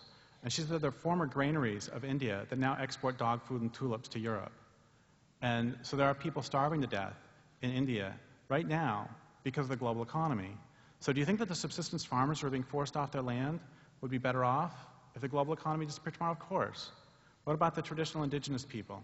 Well, of course. What about the people that just broke ground on a new dam in Burma for electricity for some city in China? And what about the people who live there, the human people too? What about them? So I think we need to be more careful when we say, you know, okay, I think that if we brought down civilization, what about the people who don't have electricity right now? Are they going to give a shit if the electrical grid goes down? Of course not. The rural poor, the world over, would be better off if civilization were brought down immediately. You want to talk instant land reform? You got it. The rural rich, they got guns. They'd be fine. The urban rich, they're the problem. Fuck them. The urban poor, that's a real problem. And I'm not saying this blithely at all. It's a huge problem because, oh, and I need to say also that when I talk about bringing down civilization, people dying, I'm not talking abstractly. I have Crohn's disease, and I am reliant upon high-tech medicines for my life. And when the grid comes down, I'm in the second wave of dead. I'm dead in 3 or 4 months. So I'm not talking about this abstractly, but I also recognize that the health of the land is more important than any human life, including my own. And anyway, back to the urban poor, one of the things that is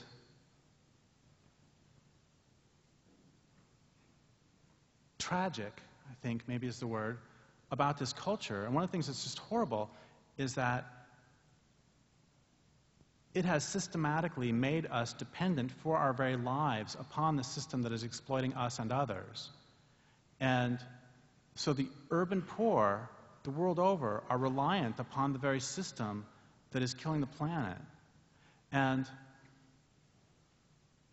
this affects all of us, because one of the reasons we don't resist is because if your experience is that your food comes from a grocery store and your water comes from a tap, you will defend to the death the system that brings those to you because your life depends upon it. Your loyalty has been shifted to there. As opposed to, if your food comes from a land and your water comes from a river, people used to drink from rivers, can you believe that? And you will defend to the death that land and that water because your life depends on it. One of the things that this culture has been very successful and intentionally successful at doing is inserting itself between us and the source of all life, so that we get confused and we start to think that this culture is the source of life because it is our experience.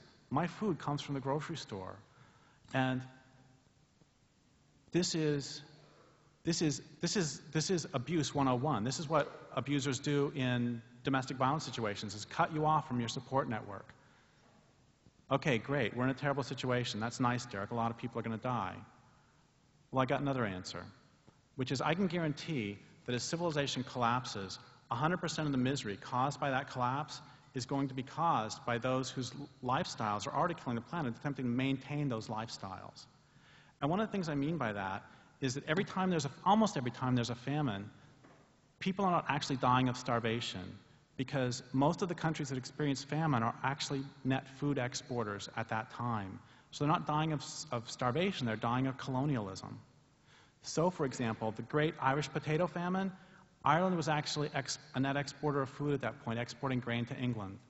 And almost all of them, I mean, some of the African ones that are the African famines that are happening right now, they're exporting flowers to Europe, they're exporting green beans to Europe, soy to Europe. And so once again, they're not, the same thing is true with water. You know, we hear all the time, the world's running out of water, world's running out of water. People are dying of thirst because the world's running out of water. Bullshit, the world's not running out of water. What's happening is the water's being stolen. Because 90% of the water used by human beings is used for agriculture and industry. And so we hear all the time, oh my gosh, take shorter showers, because then, you know, if you take shorter showers, then that'll save the world. But basically, taking shorter showers, all it's going to do is ruin your social life. Because the same amount of water is used by municipal humans is used for municipal golf courses. So if you really want to save water, I got a better idea than taking a shorter shower, which is take out the golf courses.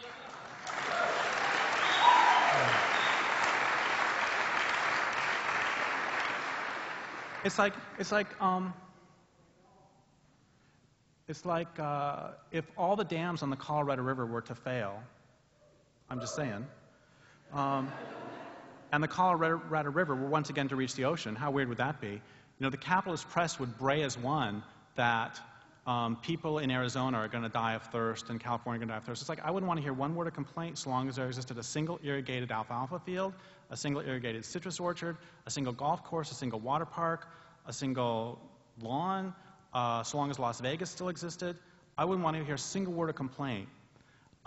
It's like Senator Dianne Feinstein from California. She said the reason they need to raise the Shasta Dam is because, quote, it is Californians' God-given right to water their lawn. You cannot argue with that logic, except with explosives.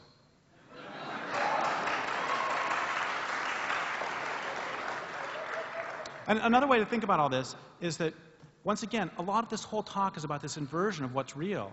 That when people talk about stopping global warming, when all the mainstream so-called solutions to global warming, what do they all have in common? What they all have in common is they take industrial capitalism as a given, and the natural world is that which must conform to industrial capitalism. They take industrial capitalism as that which must be saved. I mean, even somebody as smart as Peter Montague, who put out the indispensable Rachel's newsletter, he could say that one of the reasons that carbon sequestration is a bad idea is because if all the carbon leaked out at once after it was stored, it could, quote, disrupt civilizations we know it. It's like, no, Peter, it could end life on Earth. And so what is important? What's real? It's like, you know, Lester Brown with his Plan B 7.93B5 to save civilization. It's like, at what point do you give up on saving civilization and start trying to save the real world? You know, where is your loyalty? What is it that's important to you? You know, it's like, if you ask a child how you stop global warming that's caused in great measure by the burning of oil and gas, they'll tell you. In fact, I just asked a 7-year-old the other day, how do you stop global warming that's caused in great measure by the burning of oil and gas? And she said, by stopping burning oil and gas. I said, hey, you know what? You're smarter than Al Gore. And I mean, think about this. You walk in your bathroom and you see that the tub is overflowing and the water's running in the tub. It's overflowing all over the floor. Okay, what's the first thing you do? Well, I can tell that the person who said turn off the water is not an environmentalist. Because if you're an environmentalist, what you do is you apply to Pew Charitable Trust for a grant in order to get some solar photovoltaics to put on the roof to power a pump that will take the water from the bathroom, put it through a gray water system, and then water your permaculture garden. And I have just insulted everybody in the room.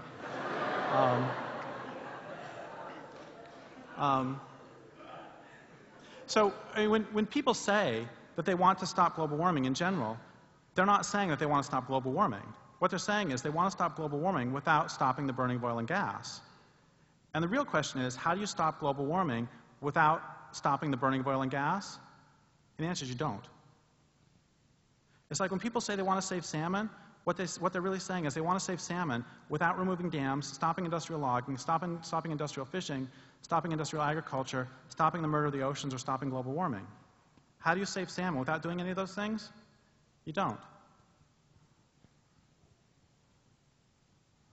Well, that's depressing. Oh, I want to mention, we've talked a little bit about dams. I just want to mention that there are, you know how many dams are in the United States? There's 2 million dams. Talk about obsessive. There are 60,000 dams over 13 feet tall, 70,000 dams over 6.5 feet tall. And if we only took out one of those 70,000 dams a day, it would take 200 years. Salmon don't have that time, and sturgeon don't have that time. So people a lot of times they say, oh gosh, Derrick, you're so non-compromising. Okay, here's a compromise. 5 dams a day, 40 years. Done deal.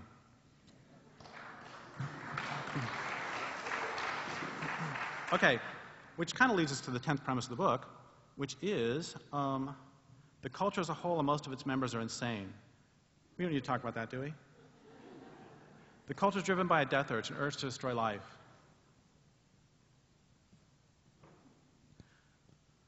I don't know if this ever happens to you, but sometimes I'll be doing something else, and suddenly a vision of Angelina Jolie will appear before me. And she'll stand suspended in space.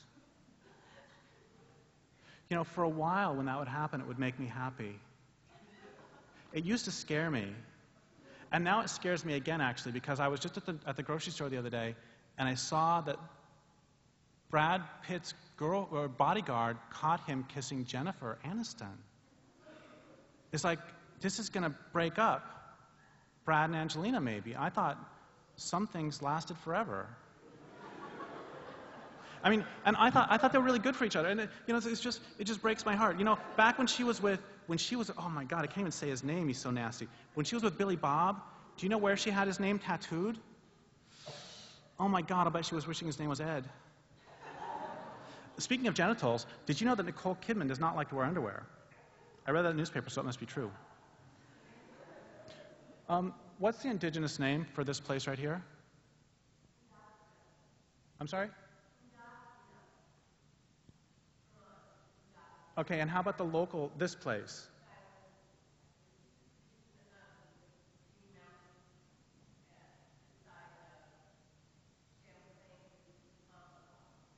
Okay, can you say both of those names for everybody again? Baton Bagok. It is insane, literally, in terms of being out of touch with physical reality, that I know what is on Angelina Jolie's genitals and what is not on Nicole Kidman's, which will never affect my life. And it took me about 2 years of living where I do to learn that there was a massacre of about 250 Talo, about 2 miles from where I live, at a place called Yantaket. Another massacre over here at a place called Awanket. Another massacre at a place over here called Achelet. It's crazy that I know that so far Carlos Silva, of all people, is having a good year for the Cubs, if you can believe that nonsense. And I know that's insane on its own. It's insane that I know that. I know that Pedro Martinez still doesn't have a contract, even though he pitched pretty well last year. But I can't name 10 species of edible plants and fungi within 100 yards of my home. That's insane. I'm going to try it. Okay, we got blackberry. We got 2 types of blackberry. I'm going to need it because I'm going to need all the ones I can get. We got Himalayan blackberry and native blackberry. We got salmonberry, thimbleberry, salal, huckleberry, chanterelles, blackberries. Oh, and we got those big red mushrooms with white dots. I was thinking, if I ate one of those, I could take out a dam all by myself.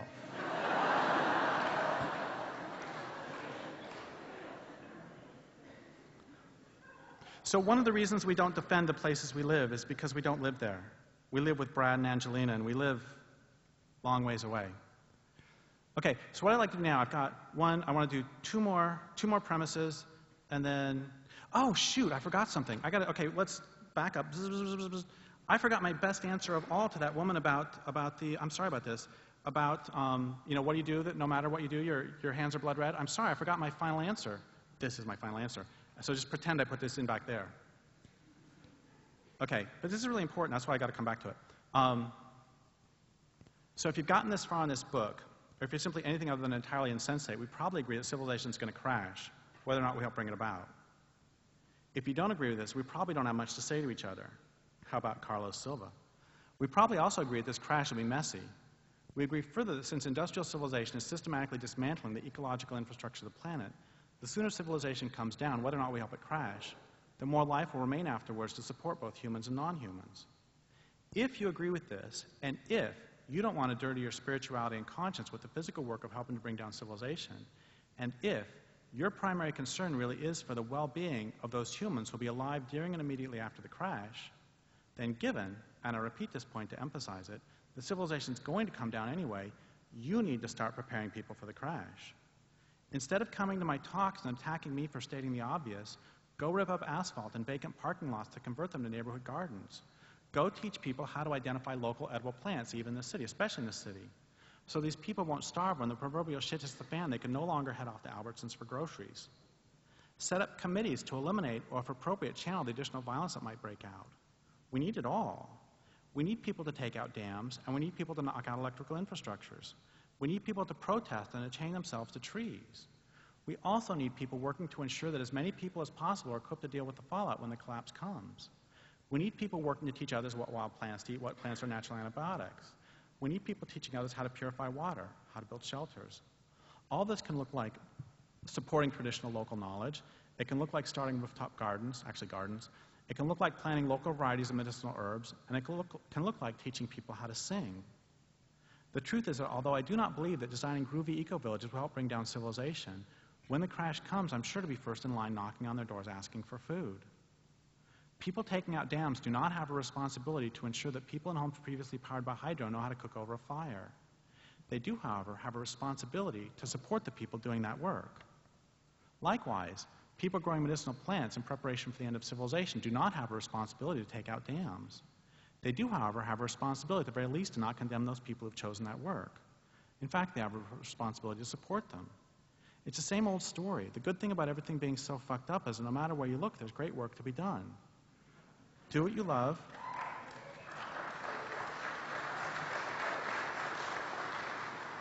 Do what you love, do what you can, do what best serves your land base. We need it all. That doesn't mean that everybody taking out dams and everybody working to cultivate medicinal plants are working toward the same goals. It does mean that if they are, each should see the importance of the other's work. Further, resistance needs to be global. Acts of resistance are more effective when they're large-scale and coordinated.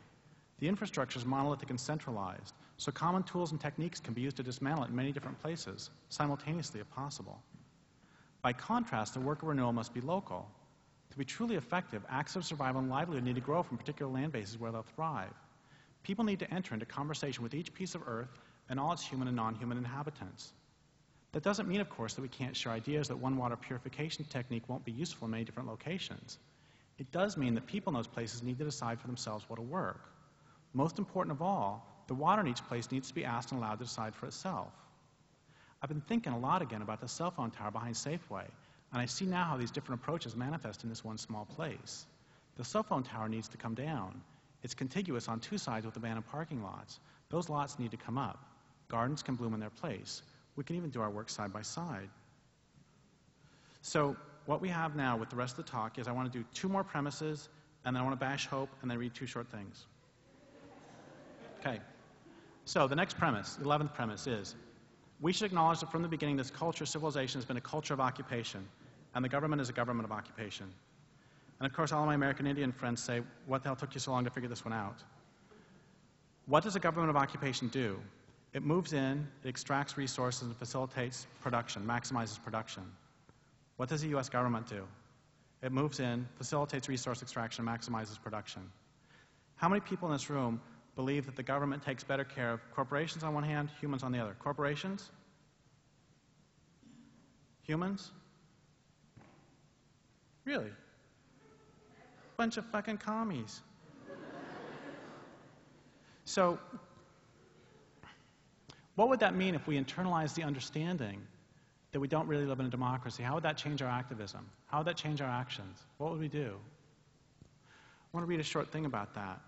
That if Nazis or other fascists took over North America, what would we do? What would we do if they implemented Mussolini's definition of fascism? Fascism should more appropriately be called corporatism because it's a merger of state and corporate power. What if this occupied country called itself a democracy, but most everyone understood elections to be shams, with citizens allowed to choose between different wings of the same fascist or following Mussolini corporate party?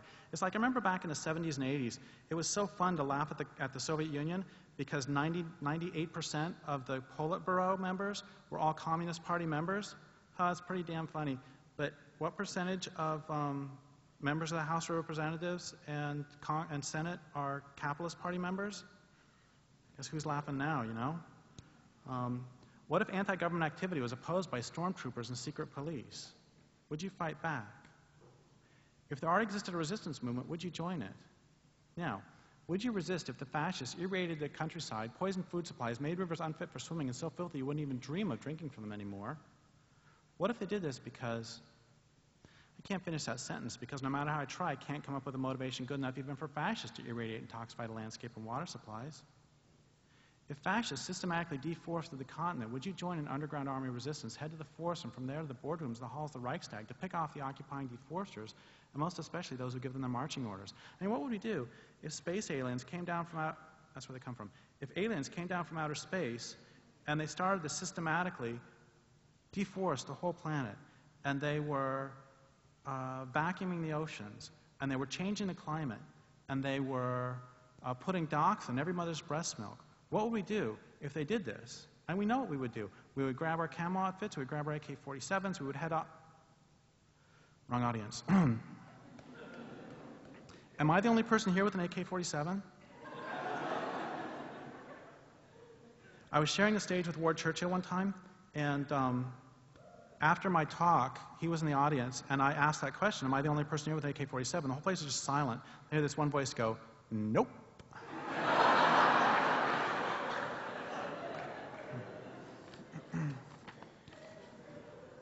Okay, so maybe your sense of kin and your sense of skin doesn't extend to the natural world.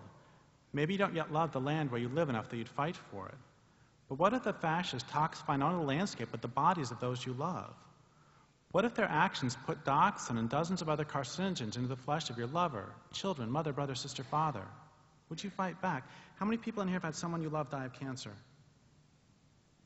It's like 70%. Cancer, of course, is a disease of civilization caused in great measure by the toxification of the total environment. Oh, sorry, it's caused by a cancer gene. What if the fascists toxify your own body?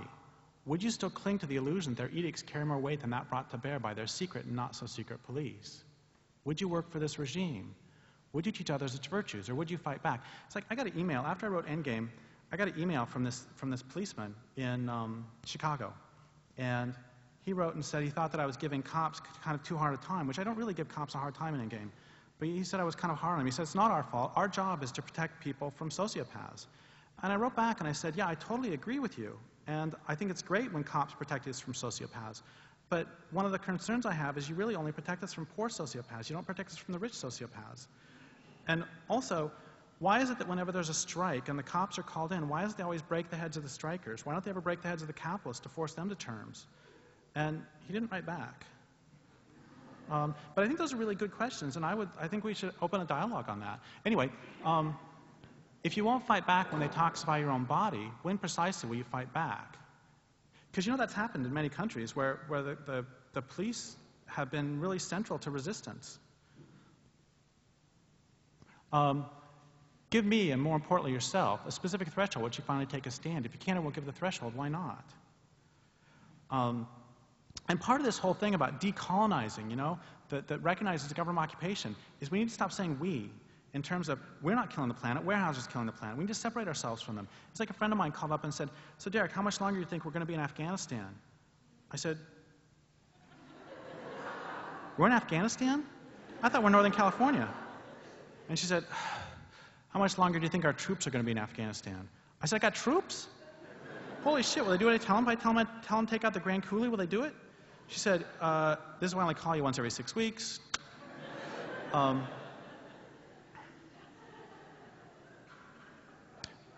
Okay, and I just want to say again that, you know, when I talk about fighting back, that doesn't have to mean picking up weapons. It can be picking up lawsuits. It can be picking up anything. But then, having said that, I do want to talk very briefly about one final premise before I go to bashing hope, which is that the 15th premise of the book is that love does not imply pacifism.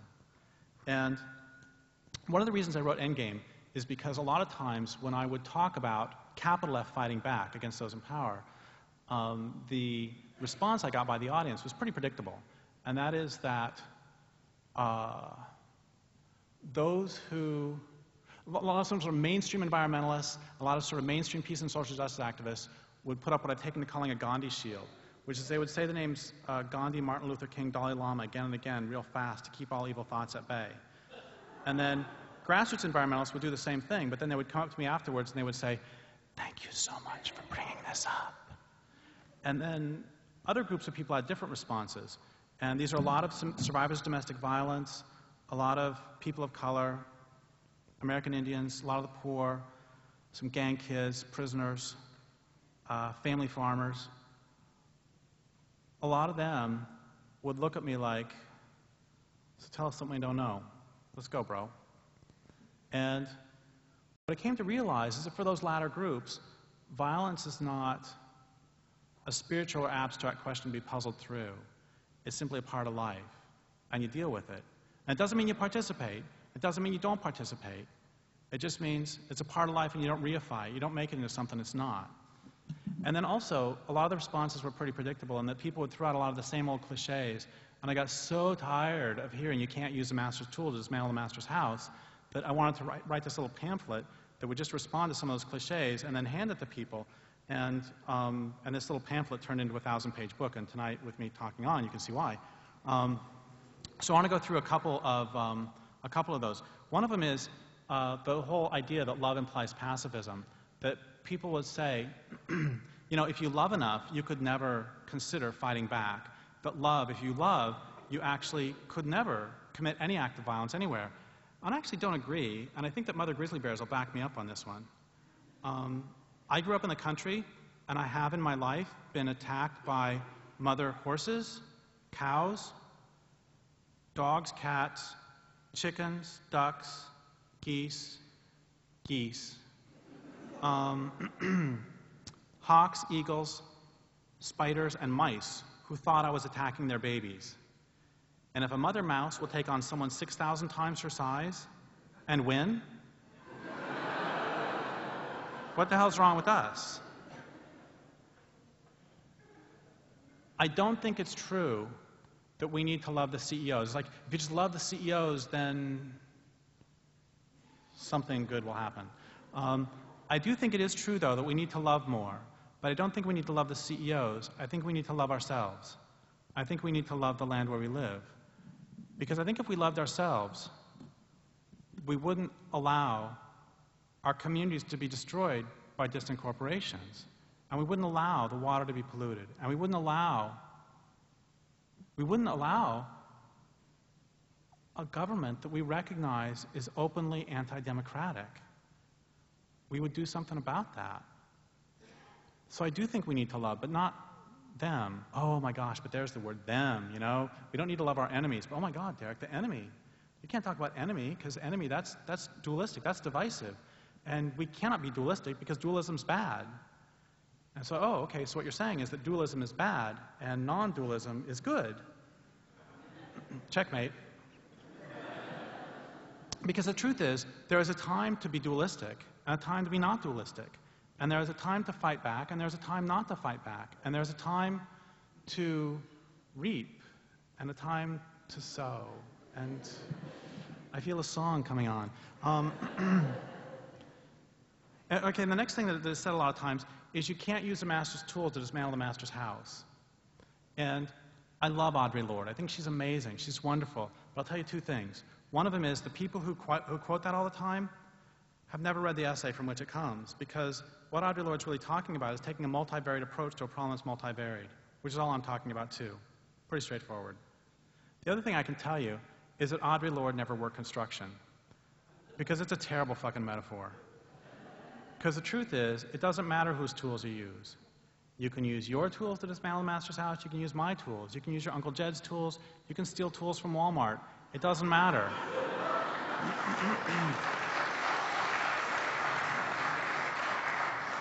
And it presumes also that violence is one of the master's tools. Well, those in power tell us that they own the land, they tell us they own the trees, they tell us they own the water, they tell us they own genetic materials. I'll be goddamned if I give them violence too. And I think Mother Grizzly Bears will back me up on that one as well. Okay, then there's two more that I want to mention, which is that one of them is, one of the things that's thrown out a lot, oh geez, I can't believe this. How many people in here have my book, A Language Older Than Words? And those of you who have that book, how many of you have a straight razor? Okay, so take the chapter Violence Revisited and cut it out and crumple it up, and then since it's Earth Week, recycle it. Because in that chapter, I say something that is one of the stupidest things that anybody has ever said in the history of the planet.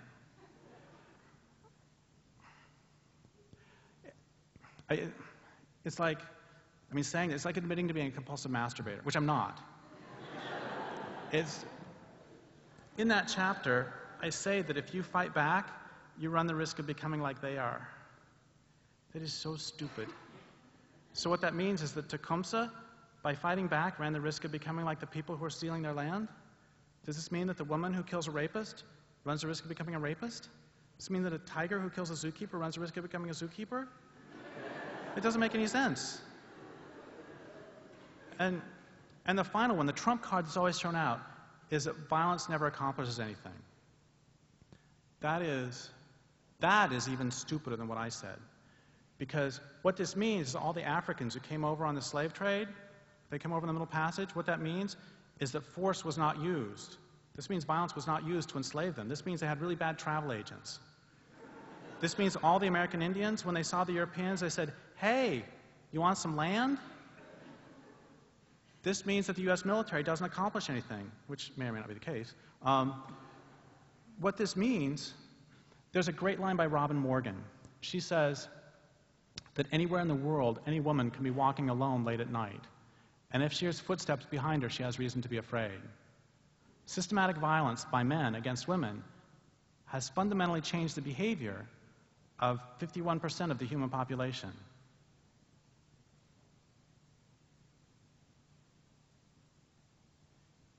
It is not true that violence is not effective. The truth is that violence is dreadfully effective. That's why they use it. A few years ago, I got a call from a friend of mine. She's a longtime activist. She was sobbing. She said, this work's killing me. It's breaking my heart. I said, yeah, I'll do that. She said, the dominant culture hates everything, doesn't it? I said, yeah, it does, even itself. She said, unless it stops, it's going to kill everything on the planet, didn't it? I said, yeah, it is, unless it stopped. She said, we're not going to make it some great, new, glorious tomorrow, are we? I thought a moment, and then I said the thing I knew all along was the best thing I could say, which is, I've been waiting for you to say that. And the reason I thought it was the best thing I could say is because about, 16, 17 years ago now, I was undergoing a similar collapse where I was bursting into sobs several times a week at the death of Kootenai sturgeon, Selkirk caribou, bull trout. A lot of my friends were saying, my activist friends were saying, Derrick, take some time off. The promise to be there when you come back. You're getting burned out. I knew that wasn't right. I knew that if you're not going to cry about the death of the salmon, what do tears mean? I knew I just had to keep pushing. And one day I called up this friend of mine, Jeanette Armstrong. She's an Okanagan Indian, a writer and activist.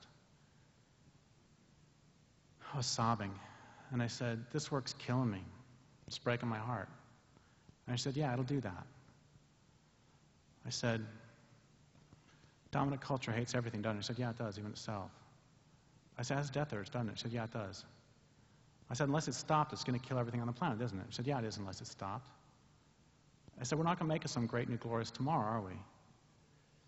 And she said the best thing she could possibly say, which is, I've been waiting for you to say that. And the reason that was the best thing she could say is because it normalized my despair. And it let me know that despair is an appropriate response to a desperate situation. And it let me know that sorrow is just sorrow, and pain is just pain.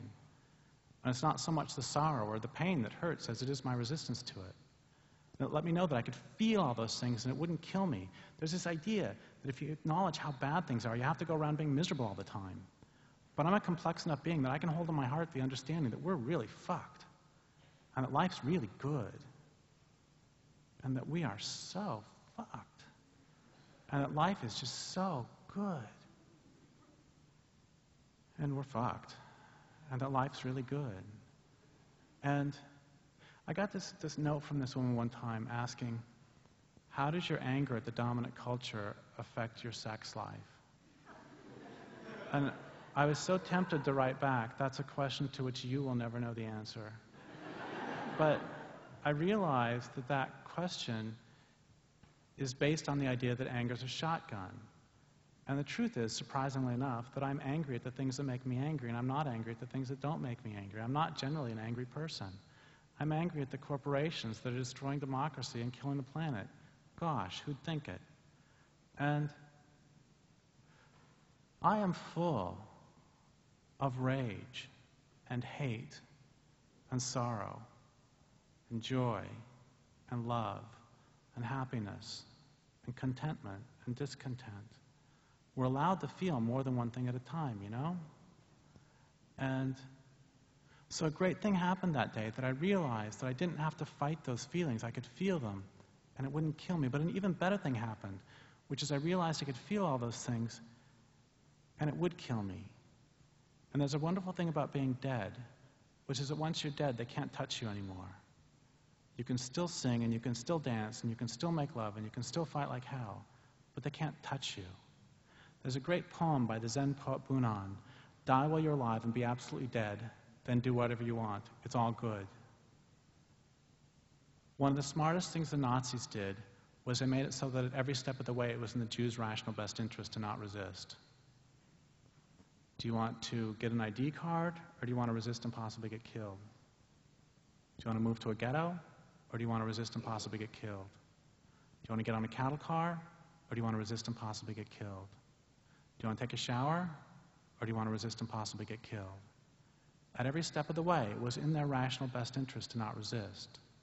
But I'll tell you something very important, which is the Jews who participated in the Warsaw Ghetto Uprising had a higher rate of survival than those who went along. The Jews who participated in the Warsaw Ghetto Uprising had a higher rate of survival than those who went along. The Jews who participated in the Warsaw Ghetto Uprising had a higher rate of survival than those who went along.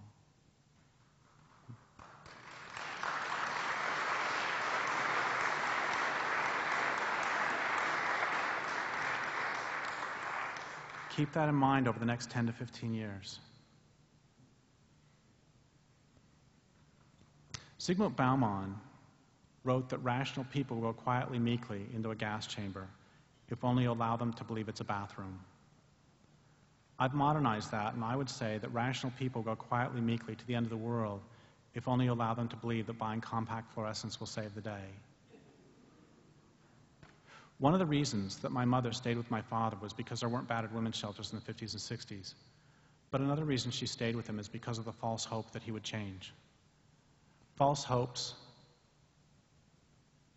bind us to unlivable situations, and they blind us to real possibilities. What are the false hopes that keep you tied to the system? Does anybody think that Plum Creek will stop deforesting because we ask nicely? Does anybody think that Monsanto will stop Monsantoing because we ask nicely? Does anybody think that just because we have a Democrat in the White House, things are going to be okay? What are the false hopes you have, and how can you eradicate them?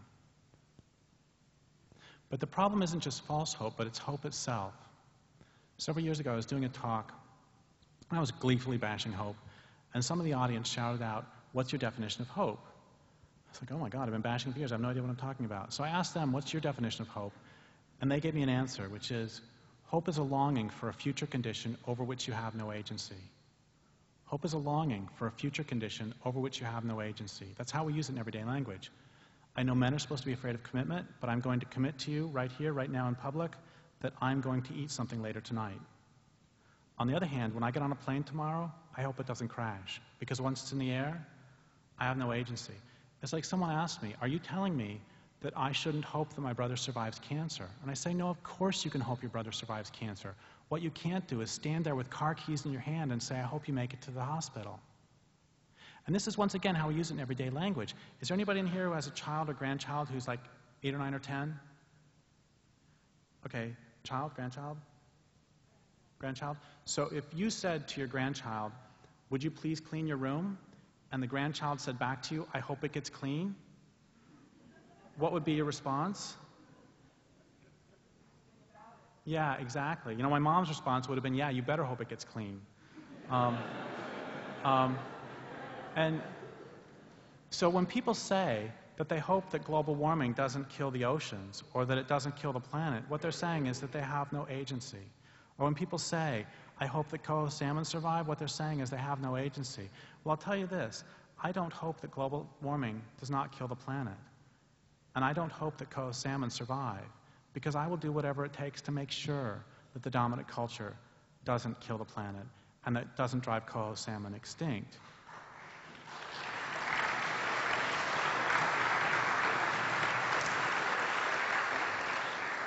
If coho salmon don't like how they're being treated and they want to go away, I will say goodbye and I will miss them. But if they don't want to go extinct, I will not allow the dominant culture to drive them extinct. I do not hope that coho salmon survive.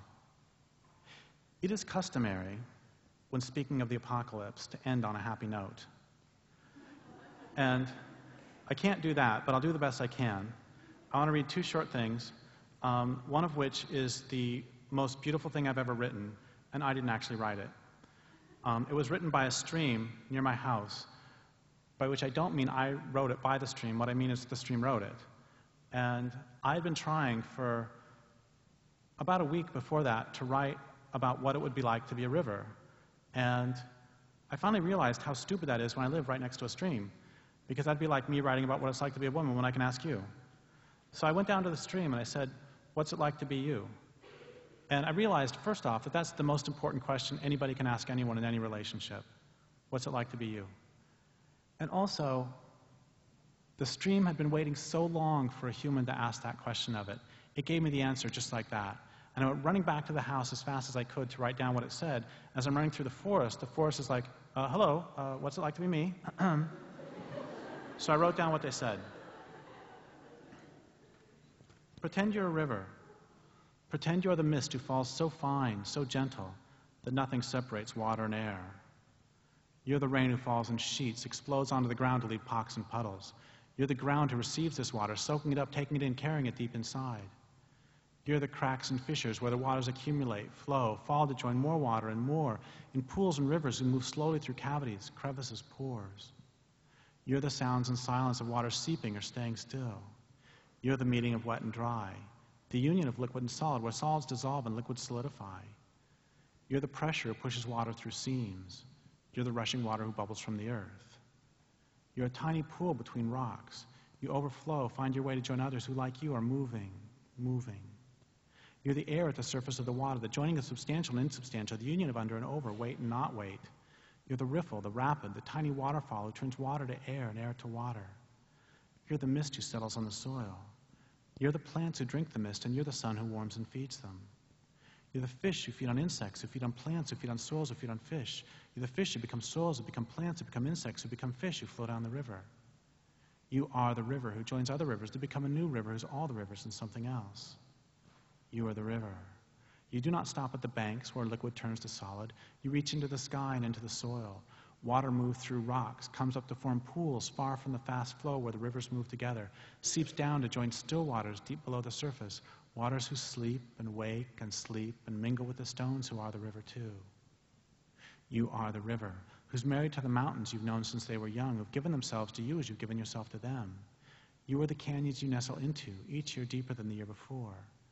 You're the forests who give you their fallen trees, the meadows you flood and who feed you back their fruits and fine insects, who fly to your surface to be taken in by the fish who with their own bodies again feed the meadows. You're the river who feeds the ocean, who feels the tides pushing and pulling against your mouth, the waves mixing fresh and salt. You are that intermingling. That's who you are. That's who you've always been. You are the river. You've lived with volcanoes and glaciers. You've been dammed by lava and ice. You've carried log jams so large and so old they grow their own forests with you running beneath. You've lived through droughts and floods. You are the river. You miss the salmon. You miss the sturgeon. You miss the ocean. You miss the meadows. You miss the forests. You miss the beavers and otters and grizzly bears. You miss the human beings. You are the river. You want them back. You want to feel the tickling of the sturgeon, the thrusting of the salmon. You want to carry food and soil to the ocean. You want to cover the meadows as you used to, and you want to give yourself to them, and you want them to give themselves to you as you've done forever and as they have too. Now, pretend you're a forest. You're the bark of trees and the hairy moss who hangs from them. You're the duff who becomes soil, who becomes trees, who becomes seeds, who becomes squirrels, who become owls, who become slugs, who become shrews, who become soil. You're the trees who cannot live without the fungi, who cannot live without the voles, who cannot live without the trees. You're the fire who cannot live without the trees, who cannot live without the woodpeckers, who cannot live without the beetles, who cannot live without the fire. You're the wind who speaks through the trees and the trees who speak through the wind. You're the birds who sing and the birds who do not. You're the salamanders, the ferns, the millipedes, the bumblebees who sleep on flowers, waiting for the morning to warm you up so you can eat and fly on home. You too have lived through drought and flood, hot and cold, and you too miss the salmon. You miss the owls, the grizzly bears. You miss the rivers. You miss the human beings. You want them all back. You need them back or you will die. And the last thing I want to mention is a tradition of the Cheyenne dog soldiers called the picket pin and stake. Before a battle, a few of the bravest Cheyenne dog soldiers would be chosen to wear sashes of tan skins called dog ropes. Attached to each dog rope was a picket pin, normally used to tether horses. During battle, the pin would be driven into the ground as a mark of resolve. Once the pin was driven, The dog soldier would remain staked to that piece of ground, even to his death. Retreat was no longer an option. The pin could only be removed when everyone was again safe, or when another dog soldier relieved him of his duty. It is time. I've driven my picket pin. I'm staked out and willing to give in no more. Where will you drive your own picket stake? Where will you choose to make your stand? Give me a threshold, a specific point at which you finally stop running, at which you finally fight back. Stand with me. Stand and fight. I am one, we would be two. Two more might join and we would be four. When four more join, we will be eight, and we'll be 8 people fighting whom others will join, and then more people, and more. Stand and fight. The questions before each of us now are, what are your gifts, and how can you use them in the service of your land base? What can you do? What does your land base most need from you? How can you achieve it? What do you want to do? And right now, perhaps most important of all, what are you willing to do? People ask me all the time, so Derrick, what do you want us to do with all this information? What do you want us to do with all this analysis? And I always say, I want you not to listen to me, because I don't live here and I don't know how to live sustainably. I'm doing a drive-by. I'm here today and I'm gone tomorrow. If you want to know what to do, then what you should do is ask the Winooski River. Because if you ask it, it will tell you how to live, and it will tell you what it needs. And then really the only question is, are you willing to do it? So thank you very much.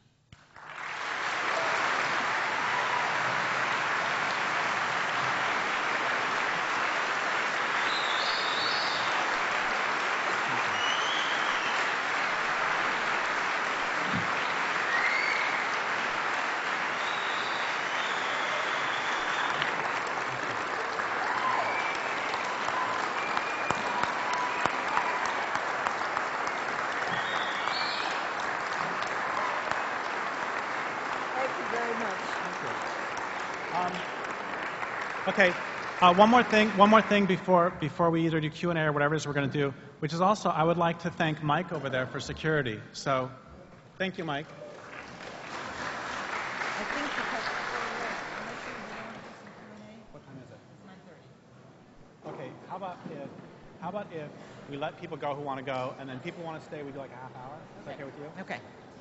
All right, so anybody who wants to stay for any Q&A, come up to the front. And other people, I know it's late, you've got other things to do, theses to write, exams, parties to go to, and the earth to celebrate. But if you want to do some Q&A, come on up and we'll just take it up in a minute here.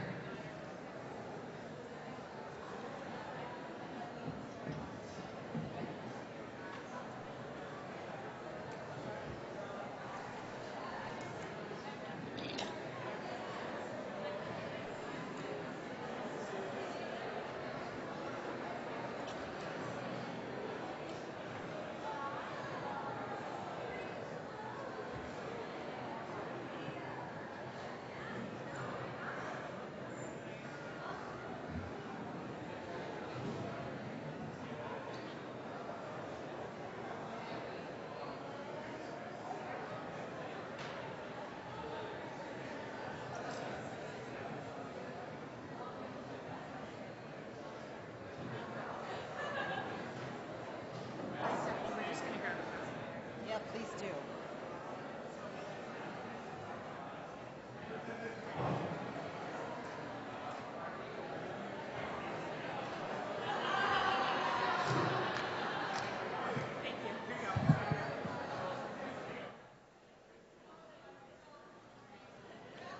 I was actually a student of yours like 10 or 11 years ago. I was in your EMBS 2 class. Oh, yeah, great. Well, I'm much better with one, which I do now, but those big classes, they're big platforms like this, so I don't know if we can really regroup the energy or not.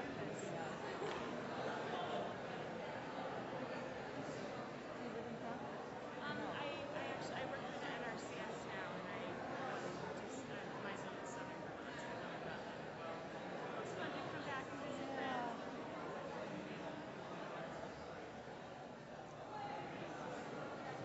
I'm not sure it's worth it really to do question and answer because it just goes kind of crazy, but It's kind of yeah. there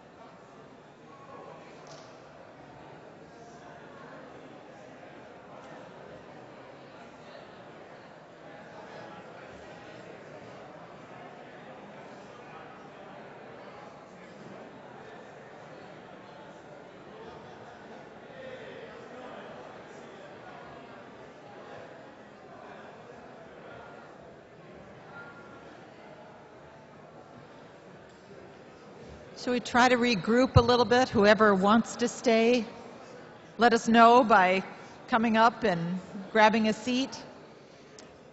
And then we'll be able to tell who does have questions. And of course, there are books outside. If you want to read some of Derrick's books, please take a look.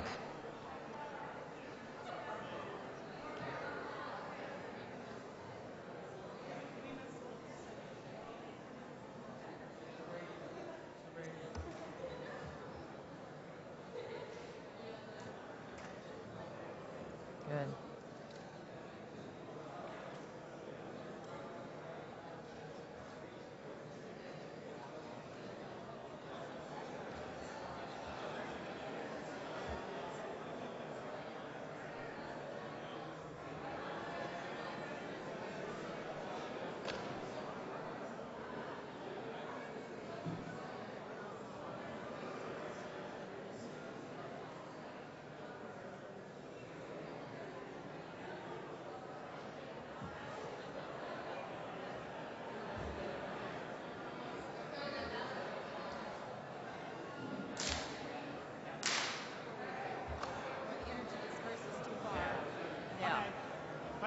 Okay, we're ready for some questions here. There's a lot of really pretty wild material.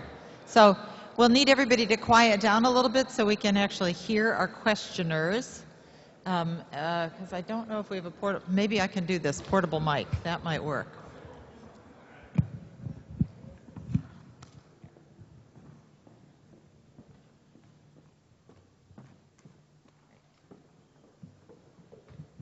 And so since this is a man, let's have a woman be the next one. For starters, why not the peaceful dissolution of the American empire with tiny Vermont leading the way?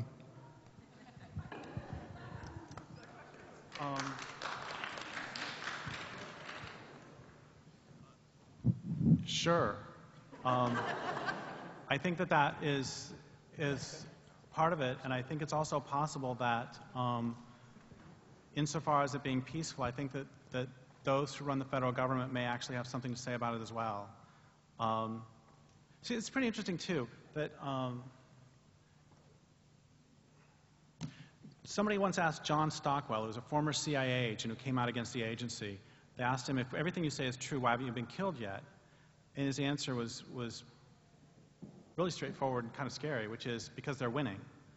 And people ask me all the time if I suffered state repression because of my work, and I always say the same thing, is no, because they're winning. But as things become increasingly fascist, you know, the intellectuals are always the first to go. And so as things become more openly fascist, I'm thinking, I mean, at that point, I'm dead. Of course, so is everybody else who...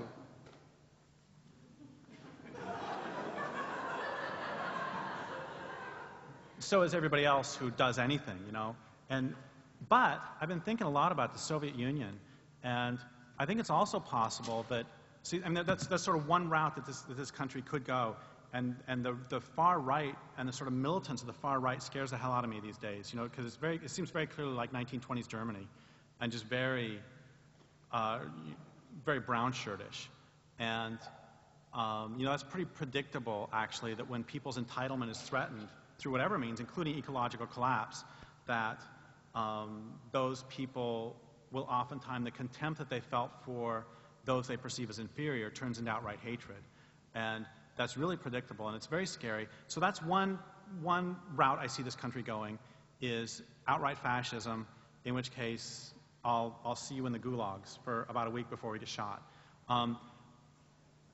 And another possibility, though, that I've been thinking about more and more, is it's really possible that the United States could just end up dissolving through, like the Soviet Union did, where they just can't deliver the mail anymore. Yeah, well, great. And see, here's another important thing, is that I have a friend who does, I already said this to a class earlier today, I have a friend who the reason he does environmental activism is because he says as things become increasingly chaotic, he wants to make sure that some doors remain open. And what he means by that is that if grizzly bears are still around in 20 years, they may be still around in 100, but if they're gone in 20, they're gone forever.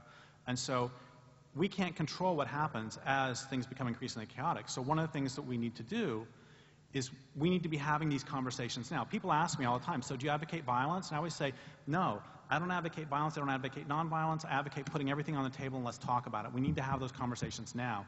And we need to be setting up those alternative institutions now, the groovy eco-villages, which I think are useless in terms of resistance, capital R resistance, but they're absolutely necessary in terms of forming a culture of resistance. And we need to put that in place now. And another thing I talk about, I know this isn't really what you asked, but another thing, and I talked about this afternoon, I talk about it because I think it's so important, is if you want to know what happens when civic society collapses under a patriarchy, look at the Democratic Republic of Congo.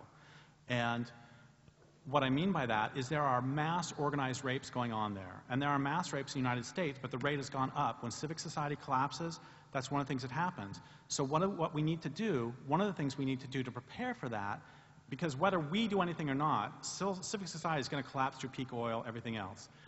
And one of the things we need to do is we need to prepare for that possibility among many others. And I really love Andrea Dworkin's quote about my prayer for women of the 21st century is this: harden your hearts and learn to kill. And what women need to do is need to learn self-defense. And the time to do that is not when somebody breaks in your house. The time to do that is now. And what men need to do is men need to make our allegiance to women absolute.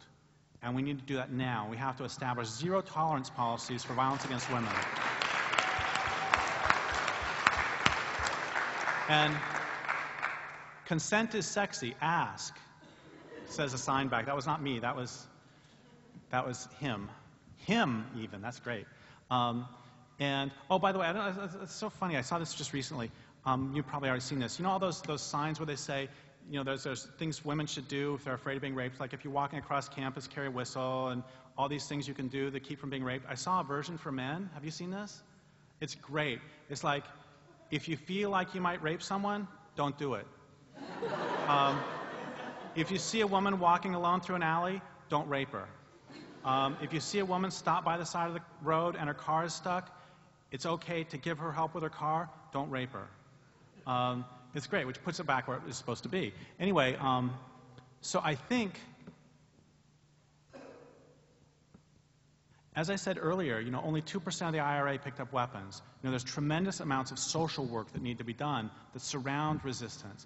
And so I think that, yes, I think that looking for the peaceful secession of Vermont is a great thing. And I think at the same time, we need to be prepared for,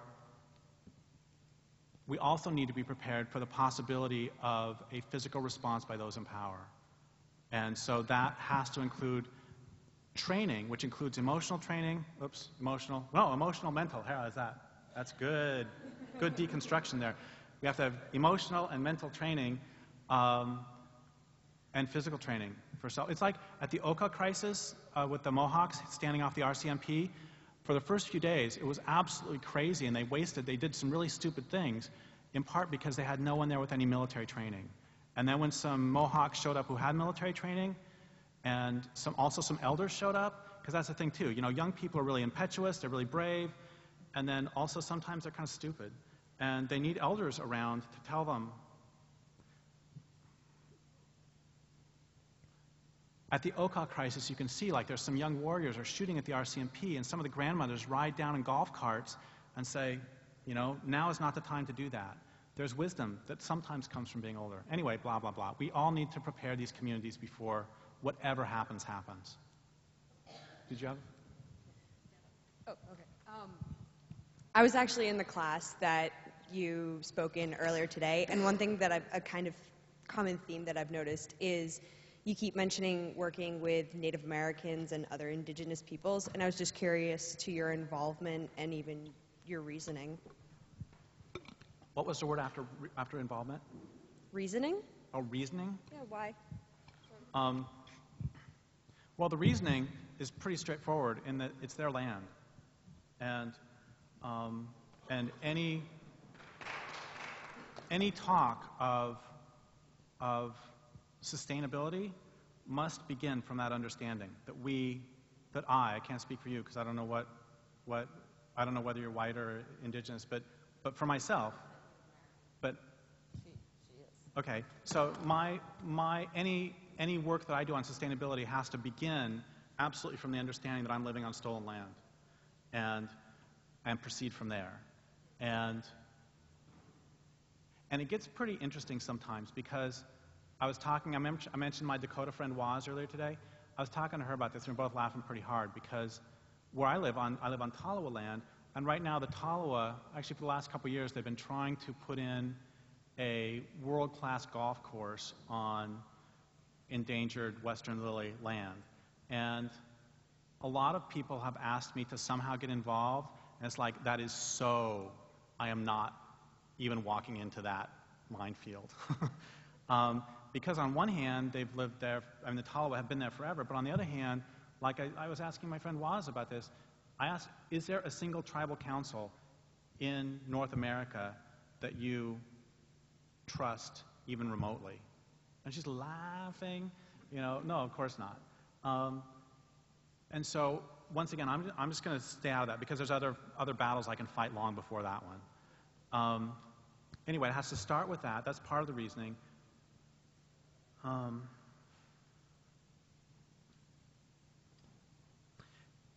And I'm sorry, I don't remember if I talked about this today or if I talked about this 2 days ago in Idaho, but somebody asked me, I think this was 2 days ago, somebody asked me, how do we become allies with indigenous people? Was that today? It was something similar to that. Oh, okay. Well, that was today then. And I just said, you know, I do my work, and if they want to then talk to me about it, that's fine. And if they don't, you know, I'm just doing my work and making myself open. Extent.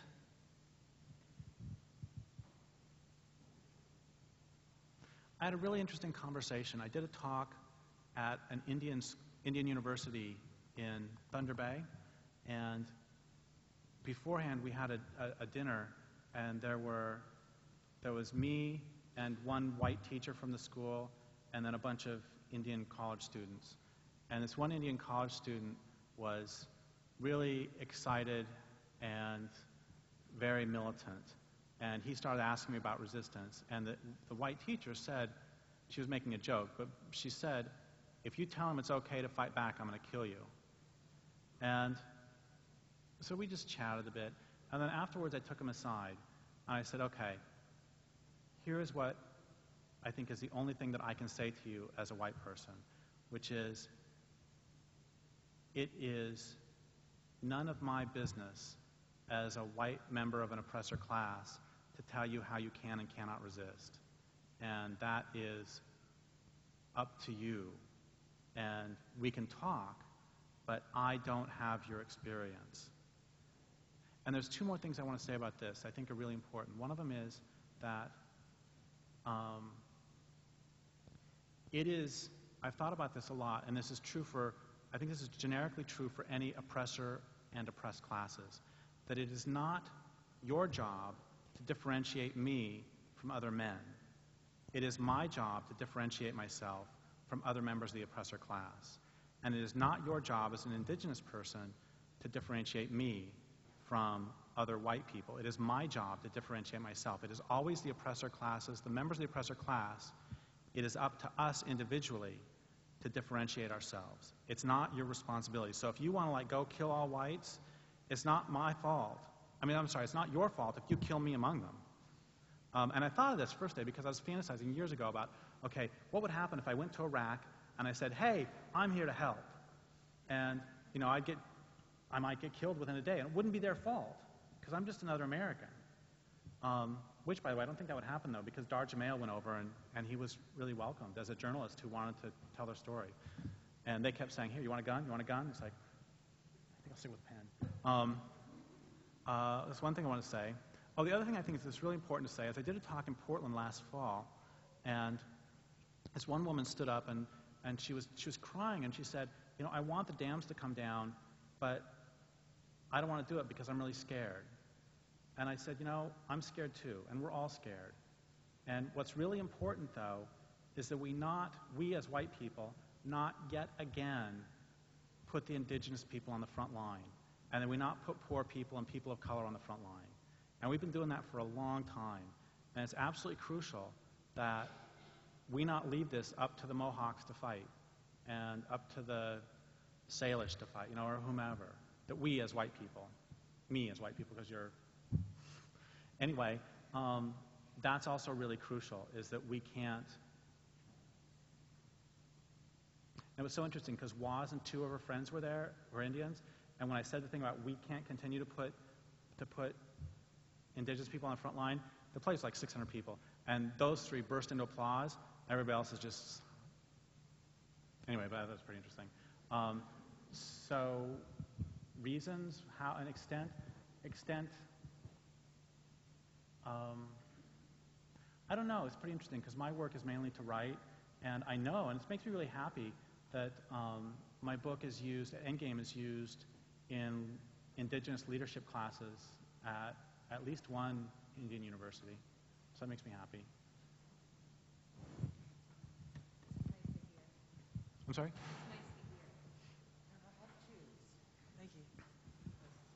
Hello, Derrick. Hey. My name is Jason, and I just want to say it really means so much to me that you've come to our school today. Well, thank you. And I've heard that the frequency of rape in the United States has been reported to be as much as 20 times greater than its frequency in other South American or European countries in the world.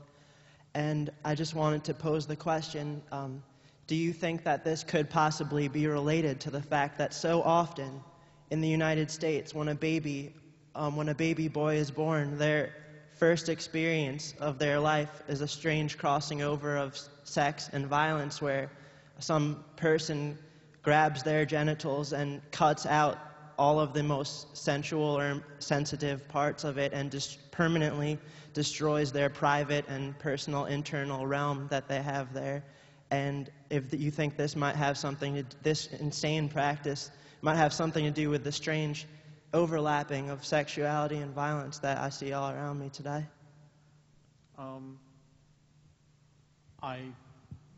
And thank you for that question too. And I think it probably could, but I don't think it's really necessary when you have, the Bible is just full of stories. And when we have, I think that could very well,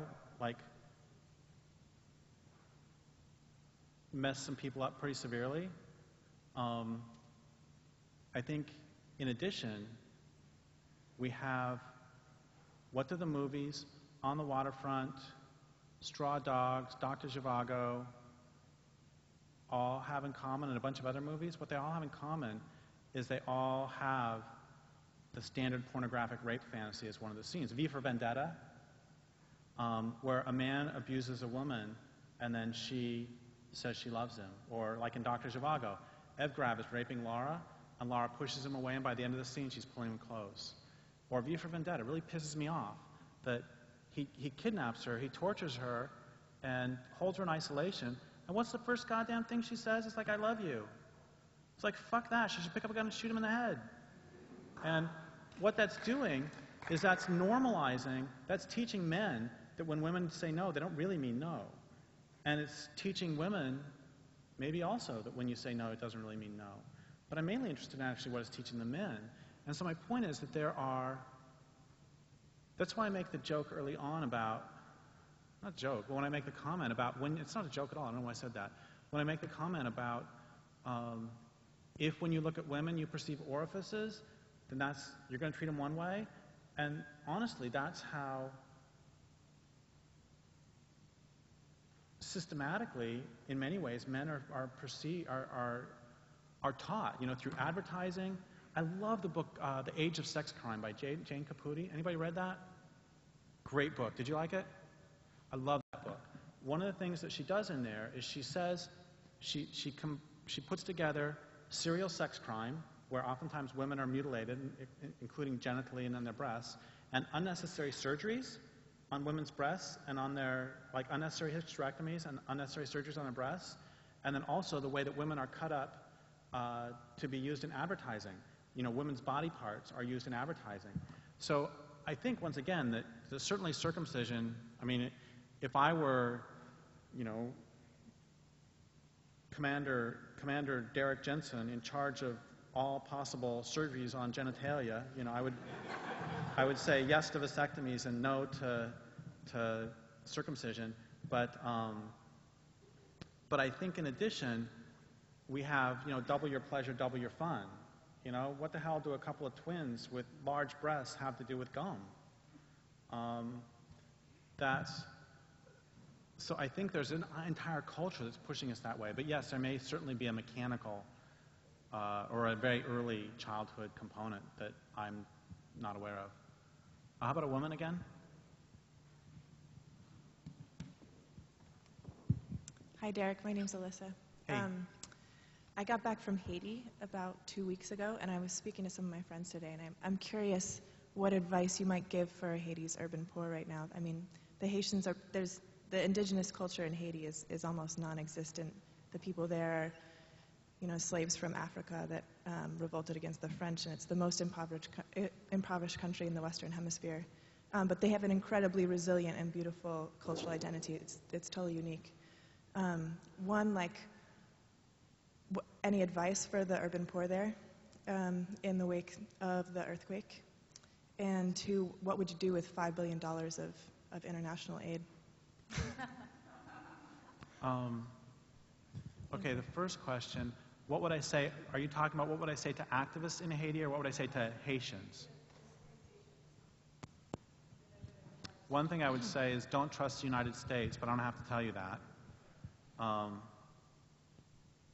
And because I've also seen what some of the aid packages consist of in terms of sweatshops. And I don't know, I'm just gonna ramble for a second because I don't have an answer. But the first thing that I thought of is that a couple times when I've been on tour, I've been picked up by Haitian taxi drivers. And both times, and I found this remarkable, it happened twice, both times they expressed extreme pride in Haiti's history of resistance. And, you know, one of the very few, we could say almost entirely successful slave revolts. And so actually, if I were to talk to Haitians, the first thing I'd want to do is, hey, you know, tell me how you did it. What?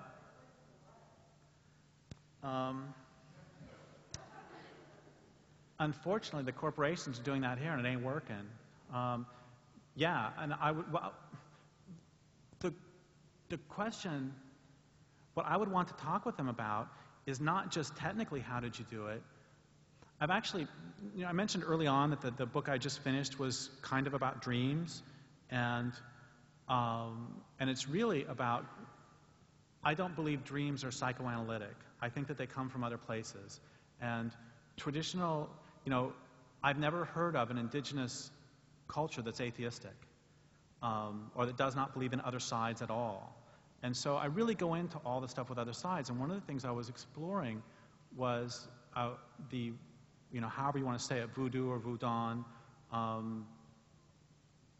the relationship between voodoo and resistance through that time period. And then in addition, and one of the reasons I got into that in the first place is because, you know, with every one of my books, I pretty much escalated the rhetoric as to what I think about members of this culture. That in A Language Older Than Words, well, they're, you know, I think the entire culture is suffering from complex post-traumatic stress disorder. In Culture Make-Believe, I call some of the leaders nasty-ass motherfuckers. And then Endgame, I think that most members of this culture are sociopathological. See the escalation here? And then in the Dreams book, I asked for a dream from some frogs about what it's like to be a frog at this point. And basically, it was to be under constant assault from a bunch of flesh-eating zombies. And this actually makes more sense to me than anything else I've ever written, in that I really think that a lot of members of the dominant culture have been, they're not even human anymore. And a lot of indigenous people said the same thing. They're flesh-eating zombies. And so in light of that, I started looking at the history of zombification.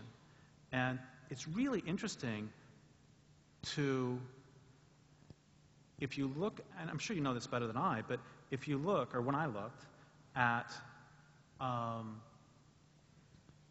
a lot of the Haitian stories of zombification in the first place, it's not the zombies you're afraid of.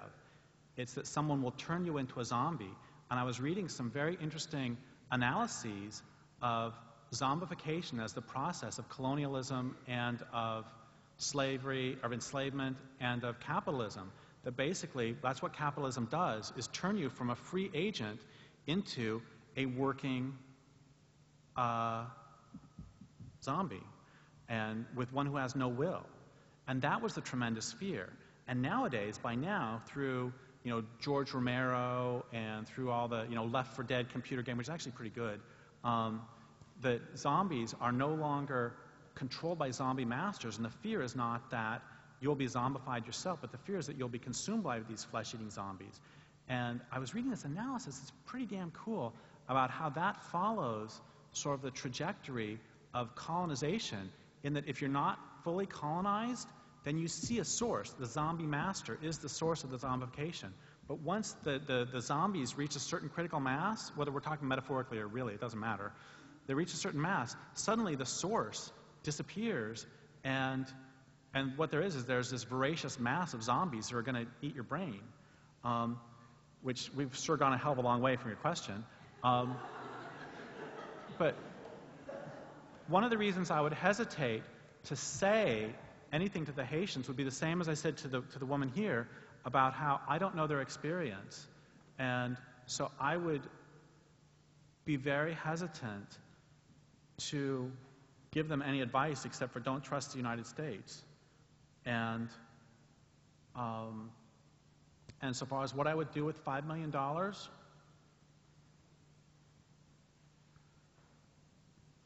in Haiti, for Haiti,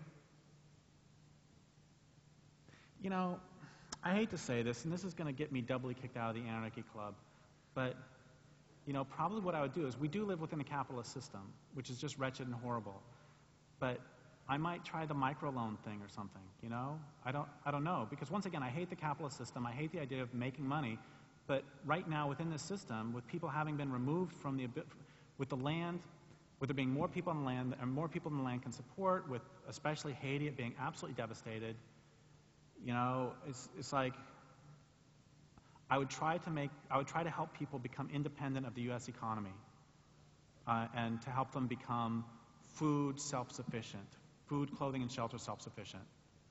Because as soon as they're that, well then of course the United States will invade again and make it so they aren't.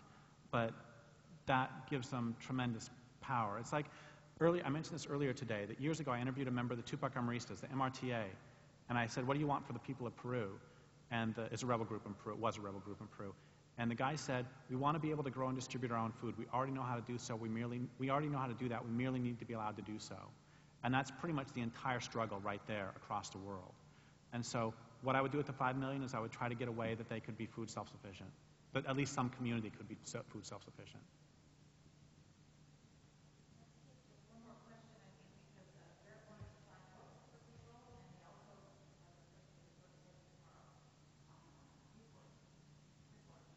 Wait, we have, how many people have their hands raised? 12? Oh. Well, she seems really eager. Yeah, you. Yes. Yeah, you. Hey.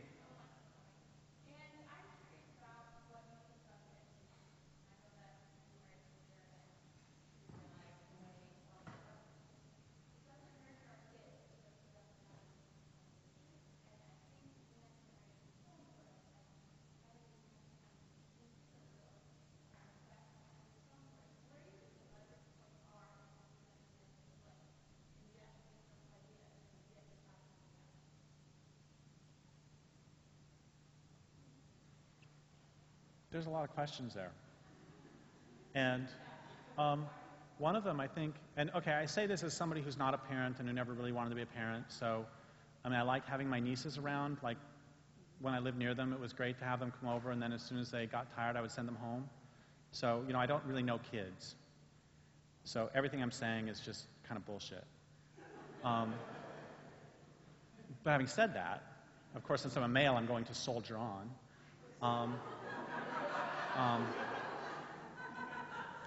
And in fact, I will tell you what you should do. It seems to me, I'm just making this up off the top of my head, it seems to me that one of the important things to do with children is to attempt to help them not to lose their sense of animism and to struggle. Oh, thank you. So to struggle against everything the culture tells them about, you know, I'm sure you noticed during the talks, I'm so glad that nobody laughed when a couple times I said the tree said. And when I say that, I'm not speaking metaphorically.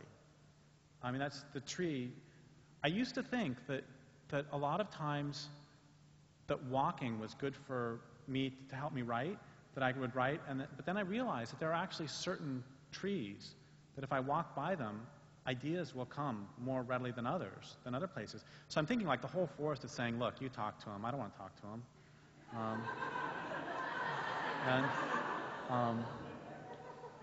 And so whatever you can do to help children maintain that. And then in addition, I remember probably, 25, 26 years ago, 27 years ago, I was riding with my niece. My niece was probably 6 or 7, and she was going to a soccer game. And I went along for some reason I will probably never understand. And so I'm in the back of a station wagon with like 3 or 4 little girls, and then there's two mothers up in front. And we go past this hay field, and one of the little girls says to her mother, "What is that machine out in the field?" And her mother blew her off, just like, "I don't know, dear," and then went back to her conversation. And I was contrasting that with what my mom did to me when I was a kid, and what I've seen my mom do to my nephews and nieces. I keep saying 2, it must be a Freudian slip. Doing 4, my nephews and nieces, all the time, which is, if I would have said that to my mom, "What's that there?" My mom would have said, "So what sort of field is that?" "It's a hay field." Well, if you were going to have a machine in a hay field, what do you think, what sort of machine would you have there? Would you have a car washing machine? Would you have a hose rolling machine? Would you have a cannon? It's like, no, I'd probably have a hay cutting machine. It's like, oh God, you're so smart. And, you know, not patronizing at all, but really instilling critical thinking. And then, or practicing critical thinking. And then another thing that, and once again, I haven't done any of this, because I don't, but another thing my mom did I think was really great was starting in 3rd grade, I never had a bedtime. I could stay up as late as I wanted with 1 or 2 caveats or rules, which is A, I am going to go to school, and B, I am not going to whine. So if I couldn't be like running around, you know, I could stay up reading until 3 o'clock in the morning if I wanted, but I am going to be up at 7 o'clock, and I'm going to be at the school bus at 7:30, and she's not going to hear one word of complaint. If she hears one word of complaint, the deal's off. And I really like that because it was teaching me accountability and teaching me, you know, rules, and also that it's okay to not have structure as long as we have structure around not having structure. And then so far as the educational system, that's a really hard one too, because on one level, you know, as I've written in Walking on Water, one of the reasons school takes so long is because children don't give up their wills easily, and it takes that long to break their wills sufficiently for a life of painful employment. But on the other hand, I've had a lot of people write to me and say, "I'm a freshman in college and I want to quit and go live out in the forest." Were you in the class when I mentioned this earlier? Okay, yeah, and what I always say to them is I'm a big believer in keeping your options open. And if you finish college, you're going to have more options than if you don't.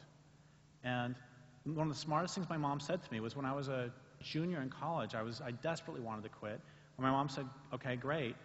Would you rather go the rest of your life saying you have 3 years toward a degree in physics, or go the rest of your life saying you have a degree in physics?" Which I found very, very, very compelling.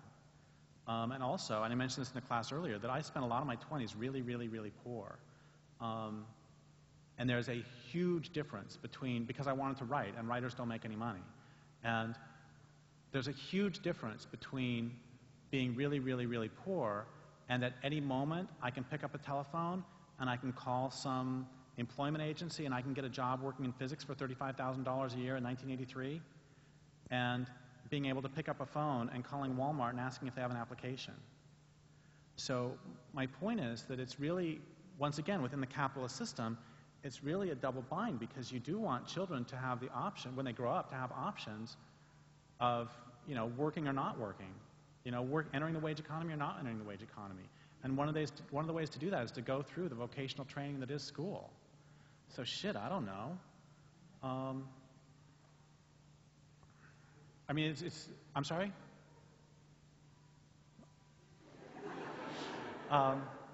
Yeah, maybe look, once again, I'm just making this up. Maybe look at school. You know, one of the things my mom did too is she looked at school as a place for me to socialize.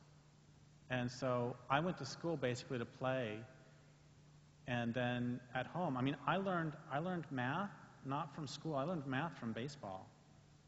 You know, finding pitchers' ERA. I was able to do that before I went to school. ERA was the hardest. That's way harder than batting average. And I learned how to read. You know, my mom taught me how to read very young, and then school was all just basically tedium with recesses in between. But I made a lot of friends there. I don't know. Does that make any sense? Okay. Well, let's see. How about, does anybody have like a one-sentence question that I can answer in one sentence that's like, we're ready to storm the Bastille? The Bastille?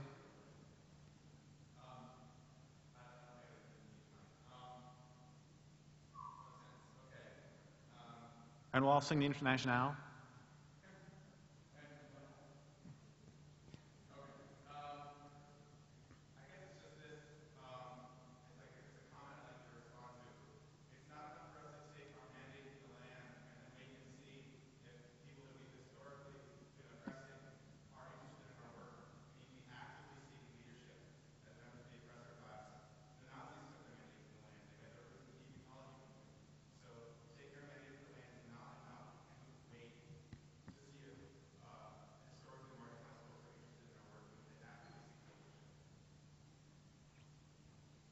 Well, I don't really agree that the Nazi movement had its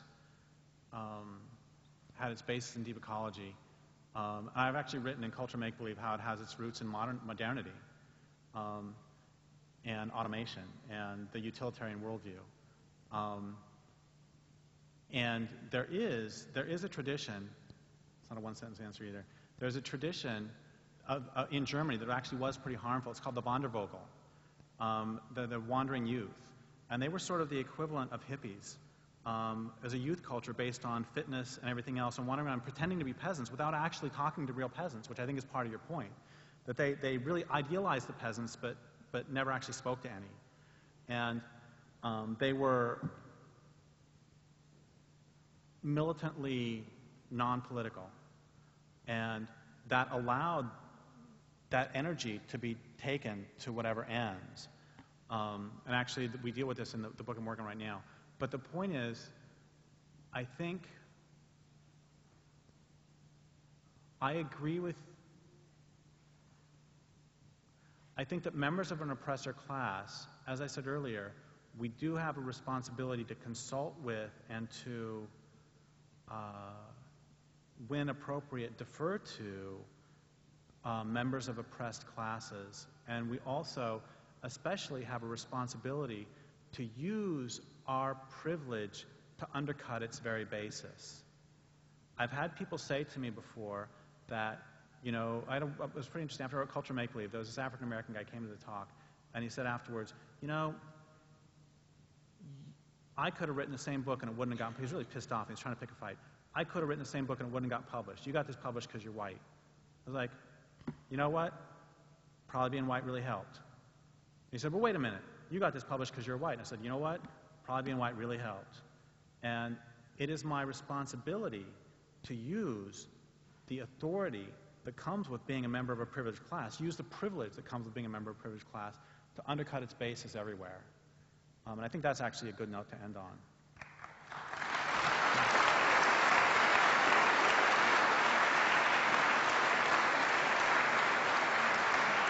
Thank you.